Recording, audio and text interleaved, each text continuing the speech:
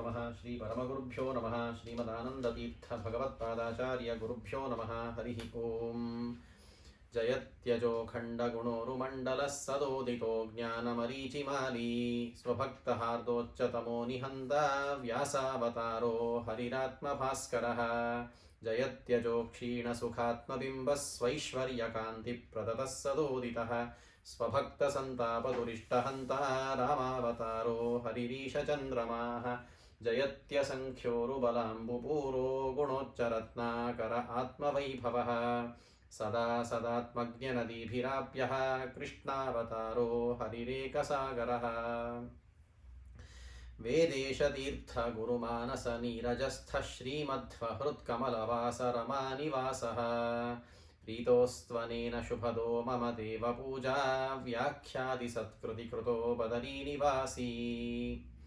ಧರ್ಮವಿಜ್ಞಾನ ವೈರಾಗ್ಯ ಪರಮೈಶ್ವರ್ಯಶಾಲಿನಃ ಆನಂದತೀರ್ಥ ಭಗವತ್ಪಾದಾನ್ ವಂದೇ ನಿರಂತರಂ. ಹರಿ ಓಂ.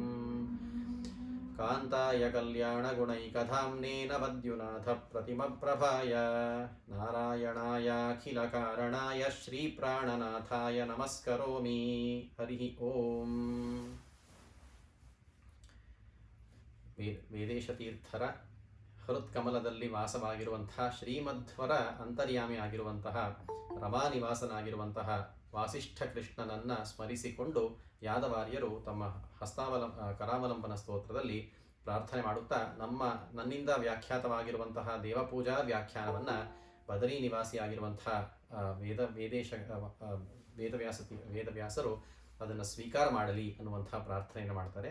ಅದೇ ಒಂದು ಚಿಂತನೆಯ ಜೊತೆಗೆ ಇಂದಿನ ಸುಮಧ್ವ ವಿಜಯದ ಚತುರ್ದಶ ಸರ್ಗದಲ್ಲಿ ಶ್ರೀಮದಾಚಾರ್ಯರು ಸಾಕ್ಷಾತ್ ತಮ್ಮ ಅಂತರ್ಯಾಮಿ ಮೂರ್ತಿಯಾಗಿರುವಂತಹ ಶ್ರೀ ಭಗವಂತನನ್ನು ಯಾವ ರೀತಿ ಉಪಾಸನೆಯನ್ನು ಮತ್ತು ದೇವರ ಪೂಜಾ ಕ್ರಮಗಳನ್ನು ಯಾವ ರೀತಿ ಮಾಡ್ತಾರೆ ಅನ್ನುವಂಥದ್ದನ್ನು ವಿಸ್ತೃತವಾಗಿ ಸರ್ಗದಲ್ಲಿ ನೋಡುವಂಥ ಅವಕಾಶ ಸಿಗುತ್ತೆ.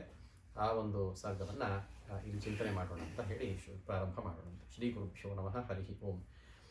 ಪರಿವೃಢ ಘನಸಂಖ್ಯೆ ರಾಜಸಿಂಹೋರ್ಜಶಕ್ತ್ಯಾ ತ್ಯಜತಿ ಮಲಿನಭಾವಂ ನೀರಸತ್ವಾನ್ನಿಕಾಮಂ. ಸ್ಫುಟಮುದಯತಿ ತೇಜಸ್ಯುಜ್ವಲೆ ಮಧ್ವಭಾನೌ ಸುಜನಜಲಜಕಾಂತ್ಯೈ ವಿಶ್ವಮಾಸೀನ್ಮನೋಜ್ಞಂ.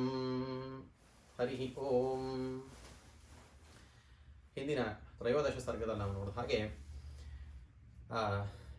ಶ್ರೀಮದಾಚಾರ್ಯರನ್ನು ಕಾಸರಗೋಡಿನ ರಾಜನಾದಂಥ ಜಯಸಿಂಹರಾಜ ಅವನು ಆಹ್ವಾನ ಮಾಡಿದ್ದಾನೆ. ತಮ್ಮ ರಾಜ್ಯಕ್ಕೆ ಬಂದು ಅವರ ರಾಜ್ಯದಲ್ಲಿ ನಡೆದಂಥ ಪದ್ಮತೀರ್ಥ ಇತ್ಯಾದಿಗಳಿಂದ ನಡೆದಂತಹ ಗ್ರಂಥ ಅಪಹರಣದಂಥ ಒಂದು ಅಪಚಾರವನ್ನು ಅದನ್ನು ಸರಿಪಡಿಸಲಿಕ್ಕೋಸ್ಕರ ನಮ್ಮಿಂದ ನೀವು ಅಧಿಕೃತವಾಗಿ ಅದನ್ನು ಸ್ವೀಕರಿಸಿ ಅಂತಂದ್ಬಿಟ್ಟು ಪ್ರಾರ್ಥನೆ ಮಾಡಿಕೊಂಡು ತಮ್ಮ ದೂತರ ಕೈಲಿ ಜಯಸಿಂಹರಾಜ ಕರೆಸಿಕೊಟ್ಟಿದ್ದನ್ನು ಆಹ್ವಾನವನ್ನು ಮನ್ನಿಸಿ ಶ್ರೀಮದಾಚಾರ್ಯರು ಪೂರ್ವದ ಕಡೆ ಸಹ್ಯಪರ್ವತ ಪೂರ್ವದ ಒಂದು ಪ್ರಾಂತ್ಯದಿಂದ ಪಶ್ಚಿಮ ಭಾಗಕ್ಕೆ ಬಂದು ಅಲ್ಲಿ ಮಧುರಿನ ದೇವಸ್ಥಾನಕ್ಕೆ ಬಂದು ಅಲ್ಲಿಂದ ವಿಷ್ಣುಮಂಗಲದಲ್ಲಿ ರಾಜನಿಂದನೇ ಆಹ್ವಾನಿತರಾಗಿ ಶ್ರೀಮದಾಚಾರ್ಯರು ಒಳ್ಳೆ ರಾಜಗಾಂಭೀರ್ಯದ ನಡಿಗೆಯೊಂದಿಗೆ ತಮ್ಮ ಸಮಸ್ತ ಶಿಷ್ಯ ಪರಿವಾರದ ಜೊತೆಗೆ ವಿಷ್ಣುಮಂಗಲ ದೇವಸ್ಥಾನದಲ್ಲಿ ಬಂದು ಅಲ್ಲಿ ಆಸೀನರಾಗಿ ಕುಳಿತರು ಅಂತ. ಅರ್ಥಾತ್ ಅಲ್ಲೇ ಅವರು ಚಾತುರ್ಮಾಸ್ಯಕ್ಕೆ ಕುಳಿತರು ಅನ್ನುವಂಥ ಅರ್ಥವನ್ನು ಹಿಂದಿನ ಸರ್ಗದ ಸಮಾಪ್ತಿಯಲ್ಲಿ ನೋಡಿದ್ವಿ. ಅದೇ ರೀತಿ ಹಿಂದಿನ ಸರ್ಗದಲ್ಲಿ ತ್ರಿವಿಕ್ರಮ ಪಂಡಿತರ ಮತ್ತು ಅವರ ವಂಶಸ್ಥರ ಅಂದರೆ ಲಿಕುಚ ವಂಶಸ್ಥರ ಒಂದು ಪರಂಪರೆಯನ್ನು ನೋಡಿ ಸುಬ್ರಹ್ಮಣ್ಯ ಪಂಡಿತರು, ತ್ರಿವಿಕ್ರಮ ಪಂಡಿತಾಚಾರ್ಯರು ಇವರೆಲ್ಲರ ಒಂದು ಕಥಾ ವೃತ್ತಾಂತವನ್ನು ಕೇಳಿ ಅದರಲ್ಲೂ ವಿಶೇಷವಾಗಿ ತ್ರಿವಿಕ್ರಮ ಪಂಡಿತರು ಯಾವ ರೀತಿ ಸಾಧನೆಯನ್ನು ಮಾಡಿಕೊಂಡು ದೊಡ್ಡ ಪಂಡಿತರಾಗಿದ್ದರು, ಶ್ರೇಷ್ಠ ಪಂಡಿತರಾಗಿದ್ದರು. ಆದರೆ ಅವರಿಗೆ ಮನಸ್ಸಿನಲ್ಲಿ ಅವರು ನೆಚ್ಚಿಕೊಂಡಿದ್ದಂಥ ಮಾಯಾವಾದದ ಬಗ್ಗೆ ದೃಢತೆ ಎನ್ನುವಂಥದ್ದು ಹೋಗಿ ನಾನು ಹೇಗಿದ್ದರೂ ನಮ್ಮ ತಂದೆಯು ಹೇಳಿದ ಮಾತು ಅದೇ, ನನಗೂ ಮನಸ್ಸಿಗೆ ವೇದ ಮಹಾಭಾರತ ಪುರಾಣಗಳನ್ನು ನೋಡಿದಾಗ ಇದಕ್ಕೆ ಮತ್ತೆ ನಾನು ನೆಚ್ಚಿಕೊಂಡಿರುವಂತಹ ಶಾಂಕರ ಭಾಷ್ಯಕ್ಕೆ ಹೊಂದಾಣಿಕೆ ಆಗ್ತಾ ಇಲ್ವಲ್ಲ ಅಂತಂದ್ಬಿಟ್ಟು ಅಂತ ನನ್ನ ಮತಿಗೆ ಯಥಾಶಕ್ತಿ ಏನು ತೋರುತ್ತೋ ಆ ರೀತಿ ಅರ್ಥ ಮಾಡಿಕೊಂಡು ಭಗವಂತನ ಉಪಾಸನೆ ಮಾಡ್ಕೊಂಡಿರ್ತೀನಿ ಅಂತಂದ್ಬಿಟ್ಟು ತ್ರಿವಿಕ್ರಮ ಪಂಡಿತಾಚಾರ್ಯರು ಅಲ್ಲಿ ಆ ಪ್ರಾಂತ್ಯದಲ್ಲಿ ಇದ್ದುಕೊಂಡು ಅವರ ಕಣ್ಣಿಗೆ ಮಧ್ವಾಚಾರ್ಯರ ಗ್ರಂಥಗಳ ಕಣ್ಣಿಗೆ ಬಿದ್ದಾಗ ಅದನ್ನು ನೋಡಿ ಬಹಳ ವಿಸ್ಮಯಗೊಂಡಿದ್ದರು ಅನ್ನುವಂಥದ್ದನ್ನೆಲ್ಲ ಹಿಂದಿನ ಸರ್ಗದಲ್ಲಿ ನೋಡಿದ್ವಿ. ಈ ಸರ್ಗದಲ್ಲಿ ಆ ಒಂದು ಸಂದರ್ಭದಿಂದ ಪ್ರಾರಂಭ ಮಾಡ್ತಾರೆ.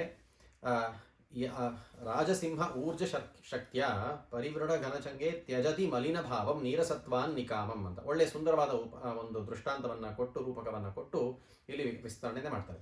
ಈ ಶರದ್ ಋತುವಿನಲ್ಲಿ ಮೋಡಗಳಲ್ಲಿರುವಂಥ ಎಲ್ಲ ಮೋಡಗಳು, ಮಳೆಗಾಲದ ಮೋಡಗಳೆಲ್ಲವೂ ಕಳೆದು ಶುಭ್ರವಾದ ಆಕಾಶವಾಗಿಬಿಡುತ್ತಂತೆ. ಅಂದರೆ ಆ ಆಕಾಶದಲ್ಲಿ ಮೋಡಗಳೆಂಬ ಕತ್ತಲು ಅಂತ ಆವರಿಸಿಕೊಂಡು ಒಂಥರ ಮೋಡದ ವಾತಾವರಣ ಇರುತ್ತಲ್ಲ, ಆ ಥರ ಕತ್ತಲು ಮತ್ತು ಕಪ್ಪು ಮೋಡಗಳು ಏನೇನಿದೆಯೋ ಅವೆಲ್ಲವೂ ದೂರ ಸರಿದು ಶುಭ್ರವಾದ ಆಕಾಶ, ಅದರಿಂದ ತಿಳಿಯಾದ ಒಂದು ಕಾಂತಿಯಿಂದ ಎಲ್ಲ ಸರೋವರ ಇತ್ಯಾದಿಗಳು ಕೂಡ ಅತ್ಯಂತ ಶೋಭಾಯಮಾನವಾಗಿ ಕಾಣುವ ಹಾಗೆ ಶ್ರೀಮದಾಚಾರ್ಯರು ಅಲ್ಲಿ ಬಂದಿರುವಂತಹ ಸಮಯದಲ್ಲಿ ಅವರು ಸಾಕ್ಷಾತ್ ಅವರೇ ಒಂದು ಶ್ರೇಷ್ಠವಾದ ಚಂದ್ರನ ಇದ್ದಾರೆ. ಅವರನ್ನು ಕಂಡು ಆ ಸುತ್ತಮುತ್ತಲಿನ ಜನರೆಲ್ಲರೂ ಕೂಡ ಆ ಮೋಡಗಳು ಕವಿದುಕೊಂಡ ಮೋಡಗಳು ಸರಿದಾಗ ಹೇಗೆ ಕಾಂತಿಯಿಂದ ಅವರ ಸುತ್ತಮುತ್ತಲಿನ ವಾತಾವರಣದಲ್ಲಿ ಕತ್ತಲು ಅನ್ನೋ ಒಂದು ಮರೆಯಾಗುತ್ತದೋ, ಅದೇ ರೀತಿ ಈ ಸಂದರ್ಭದಲ್ಲಿ ಅವರು ತಮ್ಮ ಸುತ್ತಮುತ್ತಲಿನ ತಮ್ಮ ಮನಸ್ಸಿನಲ್ಲಿನ ಆಂತರ್ಯದ ಒಂದು ಕತ್ತಲು, ಅಂದರೆ ಶ್ರೀಮದಾಚಾರ್ಯರ ಬಗ್ಗೆ ಪದ್ಮತೀರ್ಥಾದಿಗಳು ಅವರ ಮನಸ್ಸಿನಲ್ಲಿ ಏನು ದುರಾಗ್ರಹವನ್ನು ಹುಟ್ಟಿಸಿ ಅವರ ಮನಸ್ಸನ್ನು ಕಲುಷಿತ ಮಾಡಿದ್ದರೋ ಅದನ್ನು ಆ ರಾಜನ ರಾಜಸಿಂಹ ಊರ್ಜ ಶಕ್ತಿಯ ಅಂತ ಹೇಳ್ತಾರೆ. ಅಂದರೆ ಜಯಸಿಂಹ ರಾಜನೇ ಯಾವಾಗ ಶ್ರೀಮದಾಚಾರ್ಯರನ್ನು ಕರೆದು ಆಹ್ವಾನ ಮಾಡಿ ಅವರಿಗೆ ಸಾಷ್ಟಾಂಗ ನಮಸ್ಕಾರ ಮಾಡಿ ಅವರ ಪಾದಕ್ಕೆ ಶರಣಾದನೋ, ಆಗ ಆ ಪ್ರಾಂತ್ಯದಲ್ಲಿದ್ದಂಥ ಎಲ್ಲ ಗ್ರಾಮಸ್ಥರು ಜನರು ಕೂಡ ಸರಿ, ಇದು ಹಾಗಿದ್ದರೆ ನಿಜವಾಗಿ ನಾವು ಕೂಡ ಶ್ರೀಮದಾಚಾರ್ಯರ ದಾರಿಗೆ ಬಂದು ಅವರನ್ನು ಅನುಸರಣೆ ಮಾಡಬೇಕು ಅನ್ನುವಂಥದ್ದನ್ನು ಅವರು ಮನಸ್ಸಿನಲ್ಲಿ ಮಾಡಿಕೊಂಡು ಅವರ ಮನಸ್ಸಿನಲ್ಲಿದ್ದ ಮಾಲಿನ್ಯವನ್ನೆಲ್ಲ ತೆಗೆದು ಹಾಕಿದಾಗ ವಿಶ್ವಮಾಸೀನ್ ಮನೋಜ್ಞಂ, ಇಡೀ ವಿಶ್ವ ಅಂದರೆ ಆ ಪರಿಸರ ಕೂಡ ಅತ್ಯಂತ ಮನೋಜ್ಞವಾಗಿ ಕಂಗೊಳಿಸುತ್ತಿತ್ತು ಅಂತ. ಏನಾಯಿತು ಅಂತಂದರೆ ಶ್ರೀಮದಾಚಾರ್ಯರಂಥ ಶ್ರೇಷ್ಠ ಗುರುಗಳು ಅವರ ಆಶ್ರಯದಲ್ಲಿ ಅವರನ್ನು ಆದರದಿಂದ ಭಕ್ತಿಯಿಂದ ಸೇವನೆ ಮಾಡುವಂತಹ ಒಬ್ಬ ದೊಡ್ಡ ರಾಜ, ಆ ಜಯಸಿಂಹ ರಾಜ, ಇವರಿಬ್ಬರೂ ಇದ್ದಂಥ ಪ್ರಾಂತ್ಯದಲ್ಲಿ ಎಲ್ಲ ಜನರು ಕೂಡ ತಮ್ಮ ಮನಸ್ಸಿನಿಂದ ಮಾಲಿನ್ಯವನ್ನು ತೊಳೆದುಕೊಂಡು ಅವರೆಲ್ಲರೂ ಅವರ ಶರಣಾಗತಿಯನ್ನು ಹೊಂದಿದರು ಅಂತಂದರೆ ಶರತ್ಕಾಲದ ಒಂದು ಹೇಗೆ ಕಾಲದಲ್ಲಿ ಎಲ್ಲವೂ ಒಳ್ಳೆಯ ಸ್ನಿಗ್ಧವಾದ ಸೌಂದರ್ಯದಿಂದ ಎಲ್ಲ ವಾತಾವರಣ ತುಂಬ ಮನೋಹರವಾಗಿರುತ್ತದೋ ಆ ರೀತಿ ಆ ಸಂದರ್ಭದಲ್ಲಿ ಆ ಆಶ್ರಮ ಶ್ರೀಮದಾಚಾರ್ಯರಿದ್ದಂಥ ವಿಷ್ಣುಮಂಗಲದ ಮಠ ಅರ್ಥಾತ್ ಆ ಗುರು ಶಿಷ್ಯರ ಆಶ್ರಮ ತುಂಬ ಶೋಭಾಯಮಾನವಾಗಿ ಕಂಗೊಳಿಸುತ್ತಿತ್ತು ಅಂತಂದ್ಬಿಟ್ಟು ಚತುರ್ದಶ ಸರ್ಗವನ್ನು ಪ್ರಾರಂಭ ಮಾಡ್ತಾರೆ. ಮತ್ತೆ ವಿಶೇಷವಾಗಿ ಅಲ್ಲಿ ನಡೆದಂಥ ಮುಖ್ಯವಾದ ಒಂದು ಕಾರ್ಯ ಅದು ಘಟನೆ ಆಗಬೇಕಾಗಿತ್ತು. ಅದು ರಾಜನ ಉಪಸ್ಥಿತಿಯಲ್ಲಿ ಆ ಕಾರ್ಯವಾಯಿತು ಅಂತ ಹೇಳ್ತಾರೆ. ಕೃತಮಪಕೃತ ಕಾರ್ಯೈಃ ಕ್ಷಮ್ಯತಾಂ ಕ್ಷಾಂತಿಭೂಷೈರಿತಿ ಮೃದುಪತತಾಂಚ ಪ್ರಾರ್ಥನಾಭಿಃ ಪ್ರಭೂಣಾಂ ಅಪಹೃತಮಪರೇಷಾಂ ಮಂತ್ರತೋ ಗ್ರಂಥಜಾತಂ ದಶಹೃದಯ ನಿಯೋಗಾತ್ ಅಗ್ರಹೀತ್ ಶಂಕರಾರ್ಯಃ. ರಾಜನು ಕೂಡ ಅವರಿಗೆ ಅತ್ಯಂತ ಒಂದು ಸಭೆಯನ್ನು ಕರೆಸಿ ಎಲ್ಲ ಘನ ವಿದ್ವಾಂಸರ ಮುಂದೆ ನಮ್ಮ ಪ್ರಾಂತ್ಯದಲ್ಲಿರುವಂಥ ಒಂದಷ್ಟು ಜನಗಳಿಂದ ನಿಮಗೆ ಅಪಚಾರವಾಗಿದೆ, ಆದ್ದರಿಂದ ಅವರ ಪರವಾಗಿ ನಾನು ಕ್ಷಮೆ ಕೇಳ್ತೀನಿ, ನೀವು ದೊಡ್ಡ ಕ್ಷಮಾ ಸ್ವರೂಪರಾಗಿರುವುದರಿಂದ ನಾನು ನಿಮ್ಮಲ್ಲಿ ಕ್ಷಮೆ ಕೇಳ್ತೀನಿ, ನಮ್ಮ ಜನರ ಪರವಾಗಿ ದಯವಿಟ್ಟು ನಮ್ಮನ್ನು ಕ್ಷಮಿಸಿ, ನಮ್ಮನ್ನು ಆಧರಿಸಿ, ನಿಮ್ಮನ್ನವನಾಗಿ ನೀವು ನಮ್ಮನ್ನು ಸ್ವೀಕರಿಸಿ, ಮತ್ತು ನಮ್ಮಿಂದ ನಾವು ಏನು ಗ್ರಂಥಗಳನ್ನು ನಾವು ಸಂಪಾದನೆ ಮಾಡಿಕೊಂಡು ತರಿಸಿಟ್ಕೊಂಡಿದ್ದೀವಿ, ದಯವಿಟ್ಟು ಅದನ್ನು ನೀವು ಸ್ವೀಕರಿಸಿ ಅಂತಂದ್ಬಿಟ್ಟು ಎಲ್ಲ ಸಂಸದರ ಮಧ್ಯದಲ್ಲಿ ರಾಜನು ಆ ಗ್ರಂಥಗಳು ಏನು ಅಪಹಾರವಾಗಿದ್ದವೋ ಆ ಎಲ್ಲ ಅಪಹಾರವಾಗಿರುವಂತಹ ಗ್ರಂಥದ ಭಂಡಾರವನ್ನು ಶ್ರೀಮದಾಚಾರ್ಯರಿಗೆ ಒಪ್ಪಿಸಿದ. ಶ್ರೀಮದಾಚಾರ್ಯರಾದರೂ ಅದನ್ನು ಮತ್ತೆ ಅವರು ತೆಗೆದುಕೊಂಡು ತಮ್ಮ ತ್ರಿವಿಕ್ರಮ ಪಂಡಿತರ ತಮ್ಮನಾದಂಥ ಶಂಕರ ಪಂಡಿತರಿಗೆ ಅದನ್ನು ಒಪ್ಪಿಸಿ, ನೀವು ಗ್ರಂಥಪಾಲಕರು, ನಿಮ್ಮಲ್ಲಿ ನಮಗೆ ಯಾವುದೇ ಒಂದು ಆಗ್ರಹವಿಲ್ಲ, ನೀವು ನಿಮ್ಮ ಸುಪರ್ದಿಯಲ್ಲಿ ಇಟ್ಟಿದ್ದಂಥ ಗ್ರಂಥಗಳನ್ನು ನೀವು ಕಳೆದುಕೊಂಡ್ರಿ ಅಂತ ನಾವೇನೋ ಬೇಜಾರು ಮಾಡ್ಕೋತೀವಿ ಅಂಥವೆಲ್ಲ ಅಲ್ಲ. ಖಂಡಿತ ನಿಮಗೆ ನಿಮ್ಮ ಸಜ್ಜನಿಕೆ ಬಗ್ಗೆ ನಮಗೆ ಅಪಾರವಾದ ಗೌರವ ಇದೆ. ಆದ್ದರಿಂದ ನೀವು ಇದನ್ನು ಮತ್ತೆ ನೀವೇ ಗ್ರಂಥಪಾಲಕರು, ನೀವೇ ಈ ಗ್ರಂಥಗಳನ್ನು ಇಟ್ಟುಕೊಳ್ಳಿ ಅಂತಂದ್ಬಿಟ್ಟು ಆಶೀರ್ವಚನಪೂರ್ವಕವಾಗಿ ಶ್ರೀಮದಾಚಾರ್ಯರು ಅವರಿಗೆ ಗ್ರಂಥಗಳನ್ನು ಸಮರ್ಪಣೆ ಮಾಡ್ತಾರೆ. ಆ ಸಭೆಗೆ ತ್ರಿವಿಕ್ರಮ ಪಂಡಿತಾಚಾರ್ಯರು ಬಂದಿರ್ತಾರೆ. ಇದು ಹೇಗೆ ಅಂತಂದರೆ ತಮ್ಮನಿಗೆ ಎಲ್ಲರ ಮುಂದೆ ನಡೆದಂಥ ಪುರಸ್ಕಾರವೂ ಹೌದು. ಯಾಕಂದರೆ ಶಂಕರ ಪಂಡಿತರನ್ನು ಸ್ವಲ್ಪ ಮಟ್ಟಿಗೆ ಜನರು ಏನಿದು ಆಚಾರ್ಯರ ಗ್ರಂಥವನ್ನು ಪಾಲಕರು ಅಂತ ಒಂದು ಜವಾಬ್ದಾರಿಯನ್ನು ಹೊರಿಸಿದ್ದನ್ನು ಇವರು ಈ ರೀತಿ ಮಾಡಿಬಿಟ್ರಲ್ಲ ಅಂತ ಏನೋ ಅನುಮಾನ ಪಟ್ಟು ಏನಾದರೂ ಅವರ ಮೇಲೆ ಆಕ್ಷೇಪಪೂರ್ವಕವಾಗಿ ಮಾತಾಡುವಂಥ ಸಂದರ್ಭ ಬಂದಿತ್ತೋ ಏನೋ ಅವೆಲ್ಲವೂ ಕೂಡ ಆ ಸಂದರ್ಭದಲ್ಲಿ ಪರಿಹಾರ ಆಗಿ ತಮ್ಮನ ಒಂದು ವಿಜಯ ಅನ್ನುವಂಥ ಮಹೋತ್ಸವವನ್ನು ಕಾಣೋದಕ್ಕೆ ತ್ರಿವಿಕ್ರಮ ಪಂಡಿತಾಚಾರ್ಯರು ಸಾಕ್ಷಾತ್ ಆ ಸಭೆಯಲ್ಲಿ ಬಂದಿದ್ದರು. ಅಲ್ಲಿ ಶ್ರೀಮದಾಚಾರ್ಯರನ್ನು ಪ್ರಪ್ರಥಮವಾಗಿ ತಮ್ಮ ಕಣ್ಣು ಮುಂದೆ ತಾವೇ ಸ್ವತಃ ಕಣ್ಣಿನಿಂದ ನೋಡ್ತಾರೆ. ಅಲ್ಲಿ ನೋಡಿದಾಗ ಶ್ರೀವಿಕ್ರಮ ಪಂಡಿತಾಚಾರ್ಯರು ಒಂದು ಮಾತನ್ನು ಹೇಳ್ತಾರೆ. ಉಪಚರತಿ ನಿತಾಂತಂ ಹಂತ ಪೌರಂದರೀ ಧೂರ್ದ್ಯುಸದಸಿ ಭಜತೋ ಯಂ ದುರ್ಲಭಾದಭ್ರಭಾಗ್ಯೈಃ ದಿಶತು ಸ ಪರಮಾನಂದ ಆನಂದತಿ ಅಗ್ರ್ಯತೀರ್ಥಾಂಘ್ರಿರೇಣುರ್ಧರಣಿಧರ ಸುಖಂತೆ ಸಂತತಂ ಸ್ವಾಂತರೇತಿ. ಅದ್ಭುತವಾದ ಒಂದು ಆಶೀರ್ವಚನ. ರಾಜನಿಗೆ ತ್ರಿವಿಕ್ರಮ ಪಂಡಿತರು ಮಾಡುವಂಥ ಆಶೀರ್ವಚನ ಹೇಗಿದೆ ಅಂತಂದರೆ ಅದನ್ನು ಮತ್ತೆ ಭಾವಪ್ರಕಾಶಿಕಲು ಯದ್ಯಪಿ ಅದೇ ಮಂತ್ರವನ್ನು ಹೇಳಿದ್ದಾರೆ. ಸ್ವಸ್ಸುಂದರಿ ಭುಜರತಾ ಪರಿರಂಭಣಿ ಧೂಃ ಪೌರಂದರಿ ಭಜತಿಯಂ ಭಜತಾ ಭುಜಿಷ್ಯ ಆನಂದತೀರ್ಥ ಭಗವತ್ ಪದಪದ್ಮ ರೇಣು ಸ್ವಾನಂದದೋ ಭವತು ತೇ ಜಯಸಿಂಹ ಭೂಪ. ಹೇ ರಾಜನ್, ಜಯಸಿಂಹನ ರಾಜನೇ, ಈ ಎಲ್ಲ ಯಾವ ದೇವತಾ ಗಣಗಳೇ ಇವರ ಒಂದು ಪಾದದ ಆಶ್ರಯದಲ್ಲಿ ಅವರು ಎಲ್ಲರೂ ಕೂಡ ಅತ್ಯಂತ ಆಶ್ರಿತರಾಗಿದ್ದಾರೋ, ಯಾರ ಪಾದದ ರೇಣು ದಭ್ರಭಾಗ್ಯ ಅದೃಷ್ಟವಿಲ್ಲದಂತಹ ಜನರಿಗೆ ಇದು ಅತ್ಯಂತ ದುರ್ಲಭವಾಗಿದೆಯೋ ಅಂಥ ಶ್ರೀಮದಾನಂದ ತೀರ್ಥರು ಸಾಕ್ಷಾತ್ ನಿನ್ನ ಆಶ್ರಮಕ್ಕೆ ನಿನ್ನ ಒಂದು ಅರಮನೆಗೆ, ಒಟ್ಟಿನಲ್ಲಿ ನಿನ್ನ ಪ್ರಾಂತ್ಯಕ್ಕೆ ಬಂದಿದ್ದಾರೆ.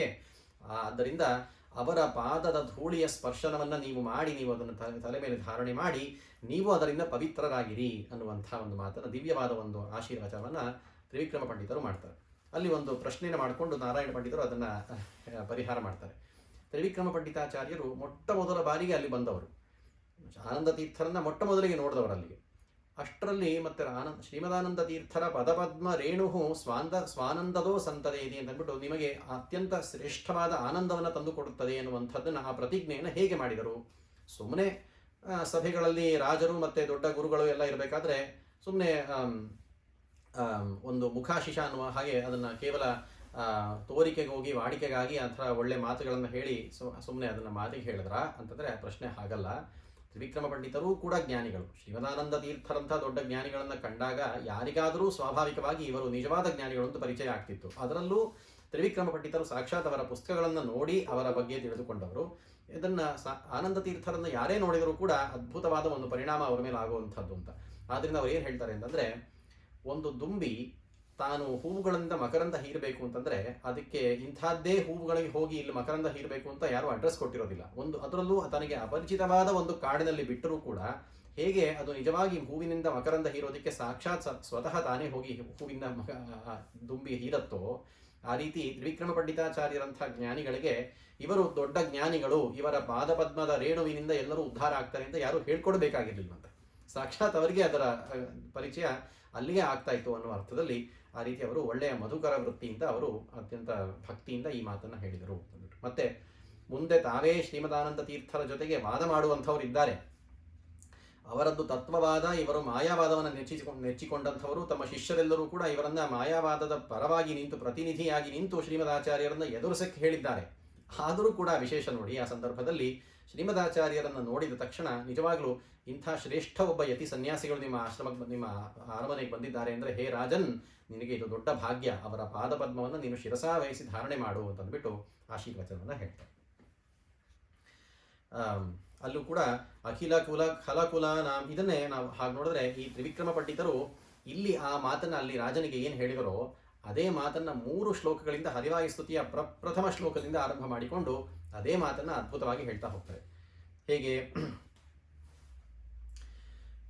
ಶ್ರೀಮದ್ ವಿಷ್ಣುಂಘ್ರಿನಿಷ್ಠಾತಿಗುಣ ಗುರುತಮ ಶ್ರೀಮದಾನಂದ ತೀರ್ಥ ಶ್ರೀಮದ್ ಪಾದಾಬ್ಜ ಭಕ್ತ ಸ್ತುತಿಮಕೃತ ಹರಿ ಶ್ರೀಮದ್ ಪಾದಾಬ್ಜ ಶ್ರೀಮದ್ ಶ್ರೀ ಹೇಳೋದು ಮಾಡ್ತೀನಿ ನಾನು. ಶ್ರೀ ಹರಿವಾಯು ಸ್ತುತಿಯ ಪ್ರಾರಂಭದಲ್ಲಿ ಶ್ರೀಮದ್ ವಿಷ್ಣುಂಘ್ರಿನಿಷ್ಠಾದಿಗುಣ ಗುರುತಮ ಶ್ರೀಮದಾನಂದ ತೀರ್ಥ ತ್ರೈಲೋಕ್ಯಾಚಾರ್ಯ ಪಾದೋಜ್ವಲ ಜಲ ಜಲ ಸತ್ಪಾಂಸವೋಸ್ಮಾನ್ ಪುನಂತು.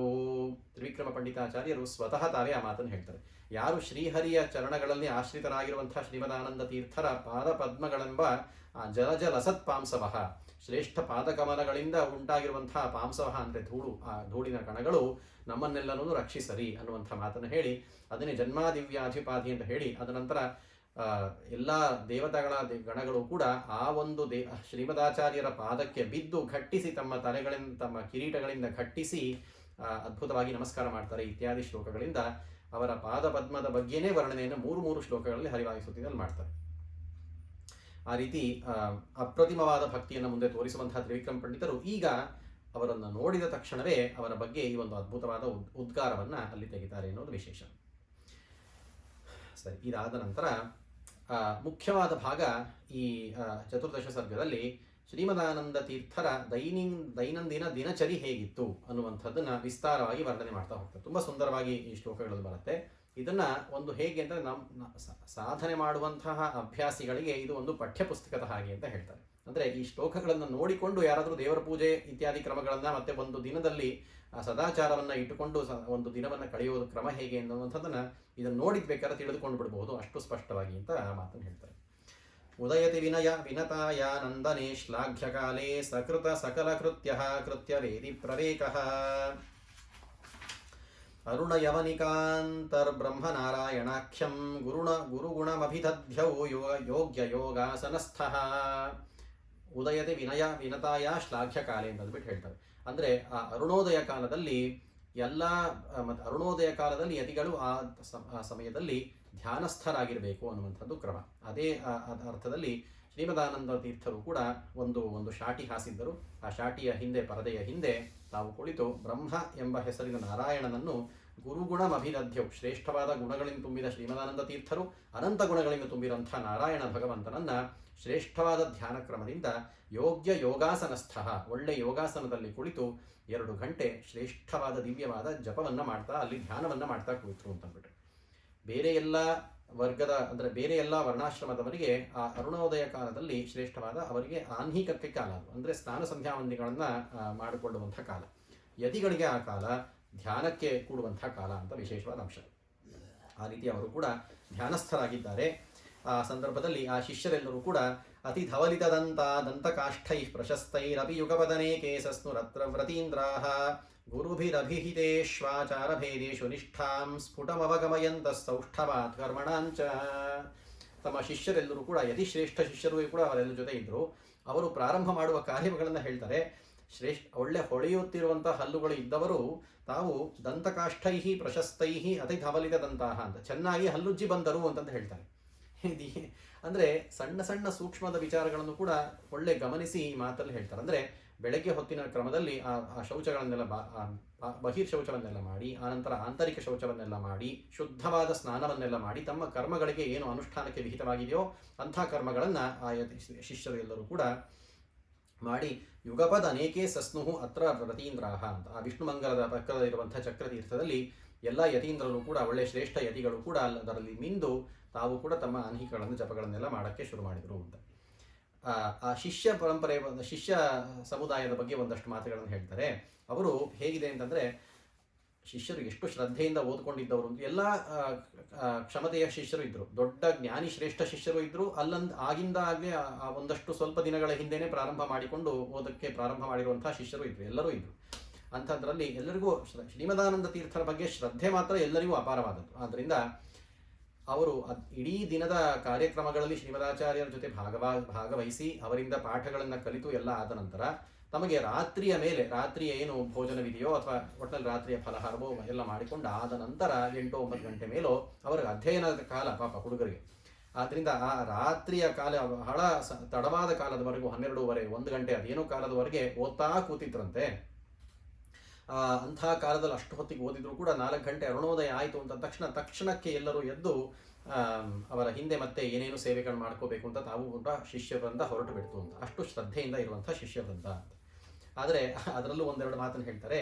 ಶ್ರವಣ ಮನನ ಹೇತೋ ಪ್ರಾಚಿರಾಯಾಸ್ತನಿದ್ರಃ ಸಪದಿ ವಿವಶಯಂತ್ಯಾ ನಿದ್ರಯಾಗ್ರಸ್ತಚೇತಾ ಸ್ವಯಮಪಿ ನಯತಿದ್ರಾ ಗಂಗವಸ್ತ್ರಾದಿ ಪೂಜ್ಯೆ ಝಟಿತಿ ವಿಗತ ನಿದ್ರಃ ಕೋಪಿ ಶಿಷ್ಯೋ ಅನ್ವಶೇತ. ಒಬ್ಬ ಶಿಷ್ಯನ ವೃತ್ತಾಂತವನ್ನು ಹೇಳ್ತಾರೆ. ಒಂದು ಸಂದರ್ಭದಲ್ಲಿ ಈಗ ಏನಾಯಿತು ಅಂತ ಅನ್ನೋದನ್ನ, ಆ ಶಿಷ್ಯ ಪಾಪ ಇದೇ ರೀತಿ ಬಹಳ ತಡವಾದ ಹೊತ್ತಿನವರೆಗೂ ಅಧ್ಯಯನ ಮಾಡ್ತಾ ಕೂತ್ಬಿಟ್ಟಿದ್ದಾನೆ. ರಾತ್ರಿ ಹೊತ್ತಲ್ಲ 12:30, 1 ಗಂಟೆನೋ 2 ಗಂಟೆನೋ ಅಲ್ಲಿ ತನಕ ಪಾಪ ಗ್ರಂಥಗಳನ್ನು ಇಟ್ಕೊಂಡು ಓದ್ತಾ ಕೂತಿದ್ದಾನೆ.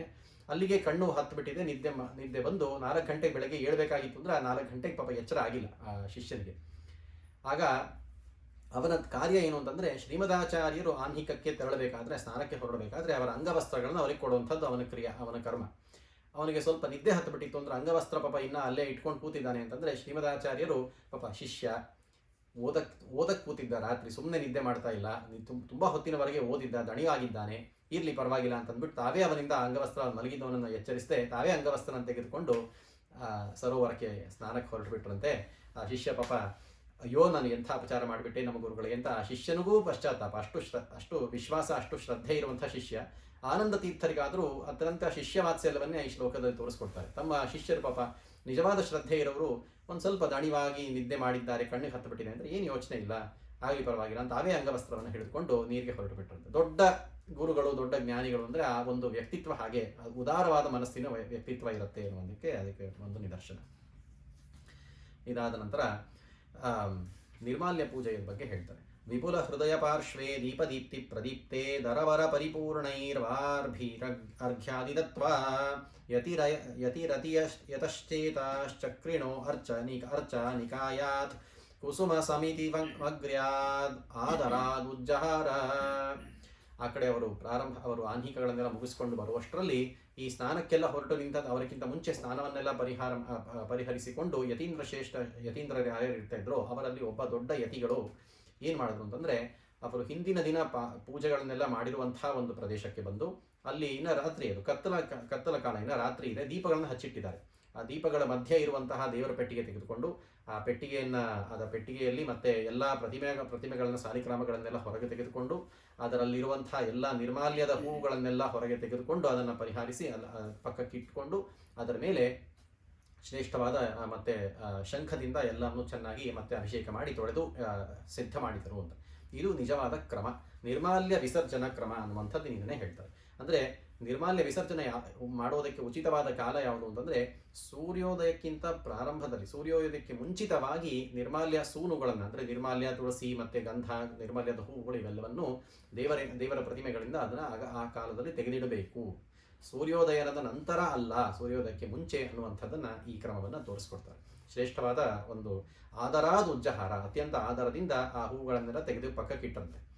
ಆ ಪಕ್ಕಕ್ಕಿಟ್ಟ ಹೂವಿನಲ್ಲಿ ಏನು ಅದ್ಭುತವಾದದ್ದು ಅಂಶ ನಡೀತು ಅಂತಂದರೆ, ಅಮೃತಮಪಿ ನಿರೀಕ್ಷ್ಯ ಆಸ್ರಾವಿ ನಿರ್ಮಾಲ್ಯಸೂನೆ ಘೃತಮಿದಮಿತಿ ಮತ್ಸದ್ಯೋ ಭ್ರಾಂತಿ ಮಂತೋಪಿ ಶಿಷ್ಯಾಃ ಶ್ರದಧುರಧಿಕವಾಕ್ಯೈರ್ವಿಭ್ರಮಾಸ್ತಚ್ಚ ಪಶ್ಚಾದನುದಿನಮೃತಾನ್ನೈಸ್ತಸ್ಯ ಸೇವ್ಯಸ್ಯ ಶಕ್ತ್ಯ. ಶಿಷ್ಯರೆಲ್ಲರೂ ಕೂಡ ಆ ನಿರ್ಮಾಲ್ಯದ ಹೂವುಗಳನ್ನು ಮತ್ತು ತುಳಸಿ ಏನು ಗಂಧಗಳೇನಿದೆಯೋ ಅದನ್ನೆಲ್ಲ ಮುಡ್ಕೊಂಡು ತಲೆ ಮೇಲೆ ಅದನ್ನು ಧಾರಣೆ ಮಾಡೋದಕ್ಕೆ ಮುಂದೆ ಬಂದ್ರಂತೆ. ಅದರಲ್ಲಿ ಒಬ್ಬ ಶಿಷ್ಯರು ಒಂದಷ್ಟು ಜನ ನೋಡಿದ್ರಂತೆ, ಇದೇನಿದು ನಿರ್ಮಾಲ್ಯದ ಹೂವುಗಳನ್ನು ತೆಗೆದಿಟ್ಟಿದ್ದೀರಿ, ಇದ್ರ ಮೇಲೆ ಎಲ್ಲ ತುಪ್ಪ ಕೂತ್ಬಿಟ್ಟಿದೆಯಲ್ಲ, ಇದರೊಳಗಡೆ ಏನಾದರೂ ಹಿಂದಿನ ದಿನ ಪೂಜೆ ಮಾಡಬೇಕಾದ್ರೆ ತುಪ್ಪ ಸೋರಿತ್ತಾ, ಏನಿದು ಅಂತ ಅಂದ್ಬಿಟ್ಟು ಸ್ವಲ್ಪ ಆಶ್ಚರ್ಯಪಟ್ಕೋತಾರೆ. ಅಂದರೆ ತುಪ್ಪದ ಥರ ಅಂಟಂಟಾಗಿರುವಂಥದ್ದು ಹೂವುಗಳ ಮೇಲೆಲ್ಲ ಇತ್ತಂತೆ. ಅದನ್ನು ಮತ್ತೆ ಜ್ಞಾನಿಗಳ ಹತ್ರ ಕೇಳಿದ್ರೆ ಯತೀಂದ್ರರು ಅಲ್ಲೇ ಪಕ್ಕಕ್ಕಿದ್ರಂತೆ. ಅವರು ಹೇಳಿದ್ರಂತೆ, ಇದು ತುಪ್ಪ ಅಲ್ಲಪ್ಪ, ಇದು ಸಾಕ್ಷಾತ್ ಅಮೃತ ಅಂತ ಹೇಳ್ತಾರಂತೆ. ಅಂದರೆ ಭಗವಂತನ ಪೂಜೆಗೆ ಹಿಂದಿನ ದಿನ ನಿರ್ಮಾಲ್ಯವನ್ನು, ಅಂದರೆ ಪೂಜೆಗೆ ಏನನ್ನು ಅರ್ಪಣೆ ಮಾಡಿದ್ರೋ ಅದನ್ನು ಭಗವಂತ ಸ್ವೀಕಾರ ಮಾಡಿರುವಂತಹ ಸಂಕೇತವಾಗಿ ಆ ಹೂವುಗಳಲ್ಲಿ ವಿಶೇಷವಾದ ಸನ್ನಿಧಾನ, ತುಳಸಿ ಹೂವುಗಳ ಸನ್ನಿಧಾನ ಬಂದು ಆ ನಿರ್ಮಾಲ್ಯದ ವಿಸರ್ಜಿತವಾಗಿರುವಂತಹ ಹೂವಿನಲ್ಲಿ ಅಮೃತ ಜಿನುಗುತ್ತಿತ್ತು ಅನ್ನುವಂಥ ಮಾತನ್ನು ಹೇಳ್ತಾರೆ. ಏನು ಅದ್ಭುತ ಇದು!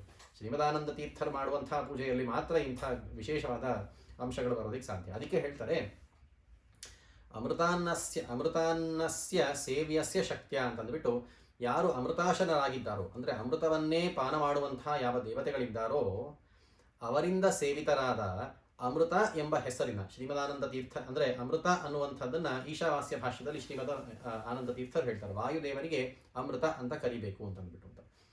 ಅಮೃತಾನ್ನವನ್ನು ಸೇವನೆ ಮಾಡುವಂತಹ ದೇವತೆಗಳಿಂದ ಪೂಜಿತರಾಗಿರುವಂತಹ ಸೇವ್ಯರಾಗಿರುವಂತಹ ಅಮೃತ ಎಂಬ ಹೆಸರಿನ ವಾಯುದೇವರು ಅಮೃತವಾಗಿರುವಂತಹ ಹರಿಗೆ ಪೂಜೆ ಮಾಡಿದರೆ ಆ ಪೂಜೆ ಉಪಯೋಗಿಸುವಂತಹ ಹೂವುಗಳಲ್ಲಿ ಅಮೃತ ಸ್ರವಿಸಿದ್ದು ಅದರಲ್ಲಿ ಏನು ಆಶ್ಚರ್ಯ ಅನ್ನುವಂಥ ಚಿಂತನೆಯನ್ನು ಹೇಳ್ತಾರೆ. ಆ ರೀತಿ ಸರಿ. ಇಷ್ಟೆಲ್ಲ ಆದ ನಂತರ ಇಷ್ಟು ಹೊತ್ತಿಗೆ ಸೂರ್ಯೋದಯ ಆಗುವಂಥ ಕಾಲ ಬಂತು.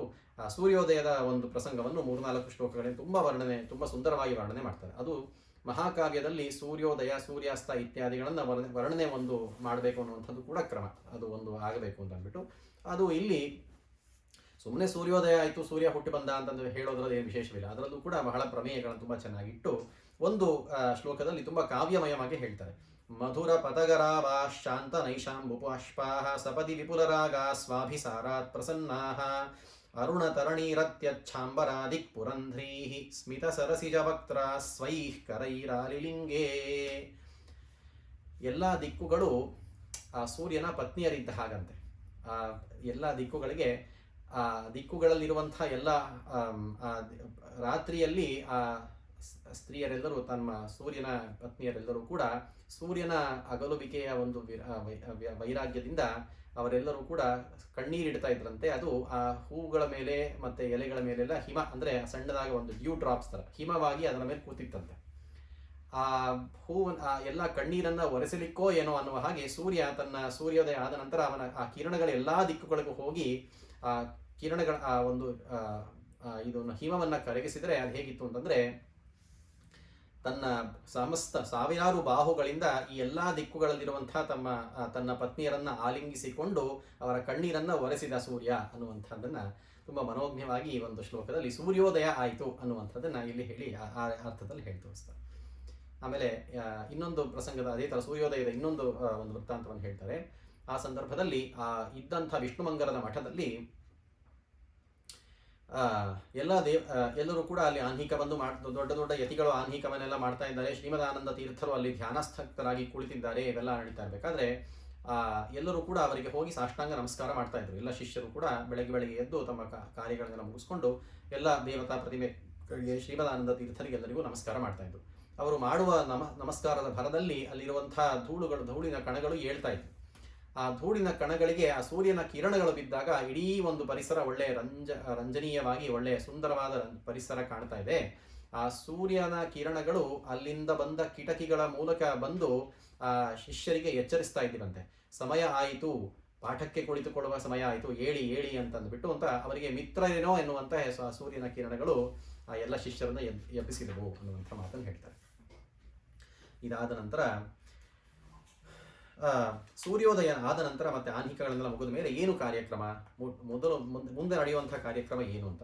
ಈ ಕಾರ್ಯಕ್ರಮ ಸಾಧಾರಣವಾಗಿ ನಮಗೆ ಕಾಣೋದಿಲ್ಲ ಬೇರೆ ಎಲ್ಲ ಸಂದರ್ಭಗಳಲ್ಲಿ. ಇದು ವಿಶೇಷವಾಗಿ ಪ್ರತಿದಿನವೂ ಮಾಡಬೇಕಾಗಿರುವಂತಹ ಒಂದು ದೊಡ್ಡ ಕಾರ್ಯಕ್ರಮ ಅಂದರೆ ಪಾಠ ಪ್ರವಚನಗಳು ಅನ್ನುವಂಥದ್ದನ್ನು ಆನಂದ ತೀರ್ಥರು ತೋರಿಸ್ಕೊಡ್ತಾರೆ.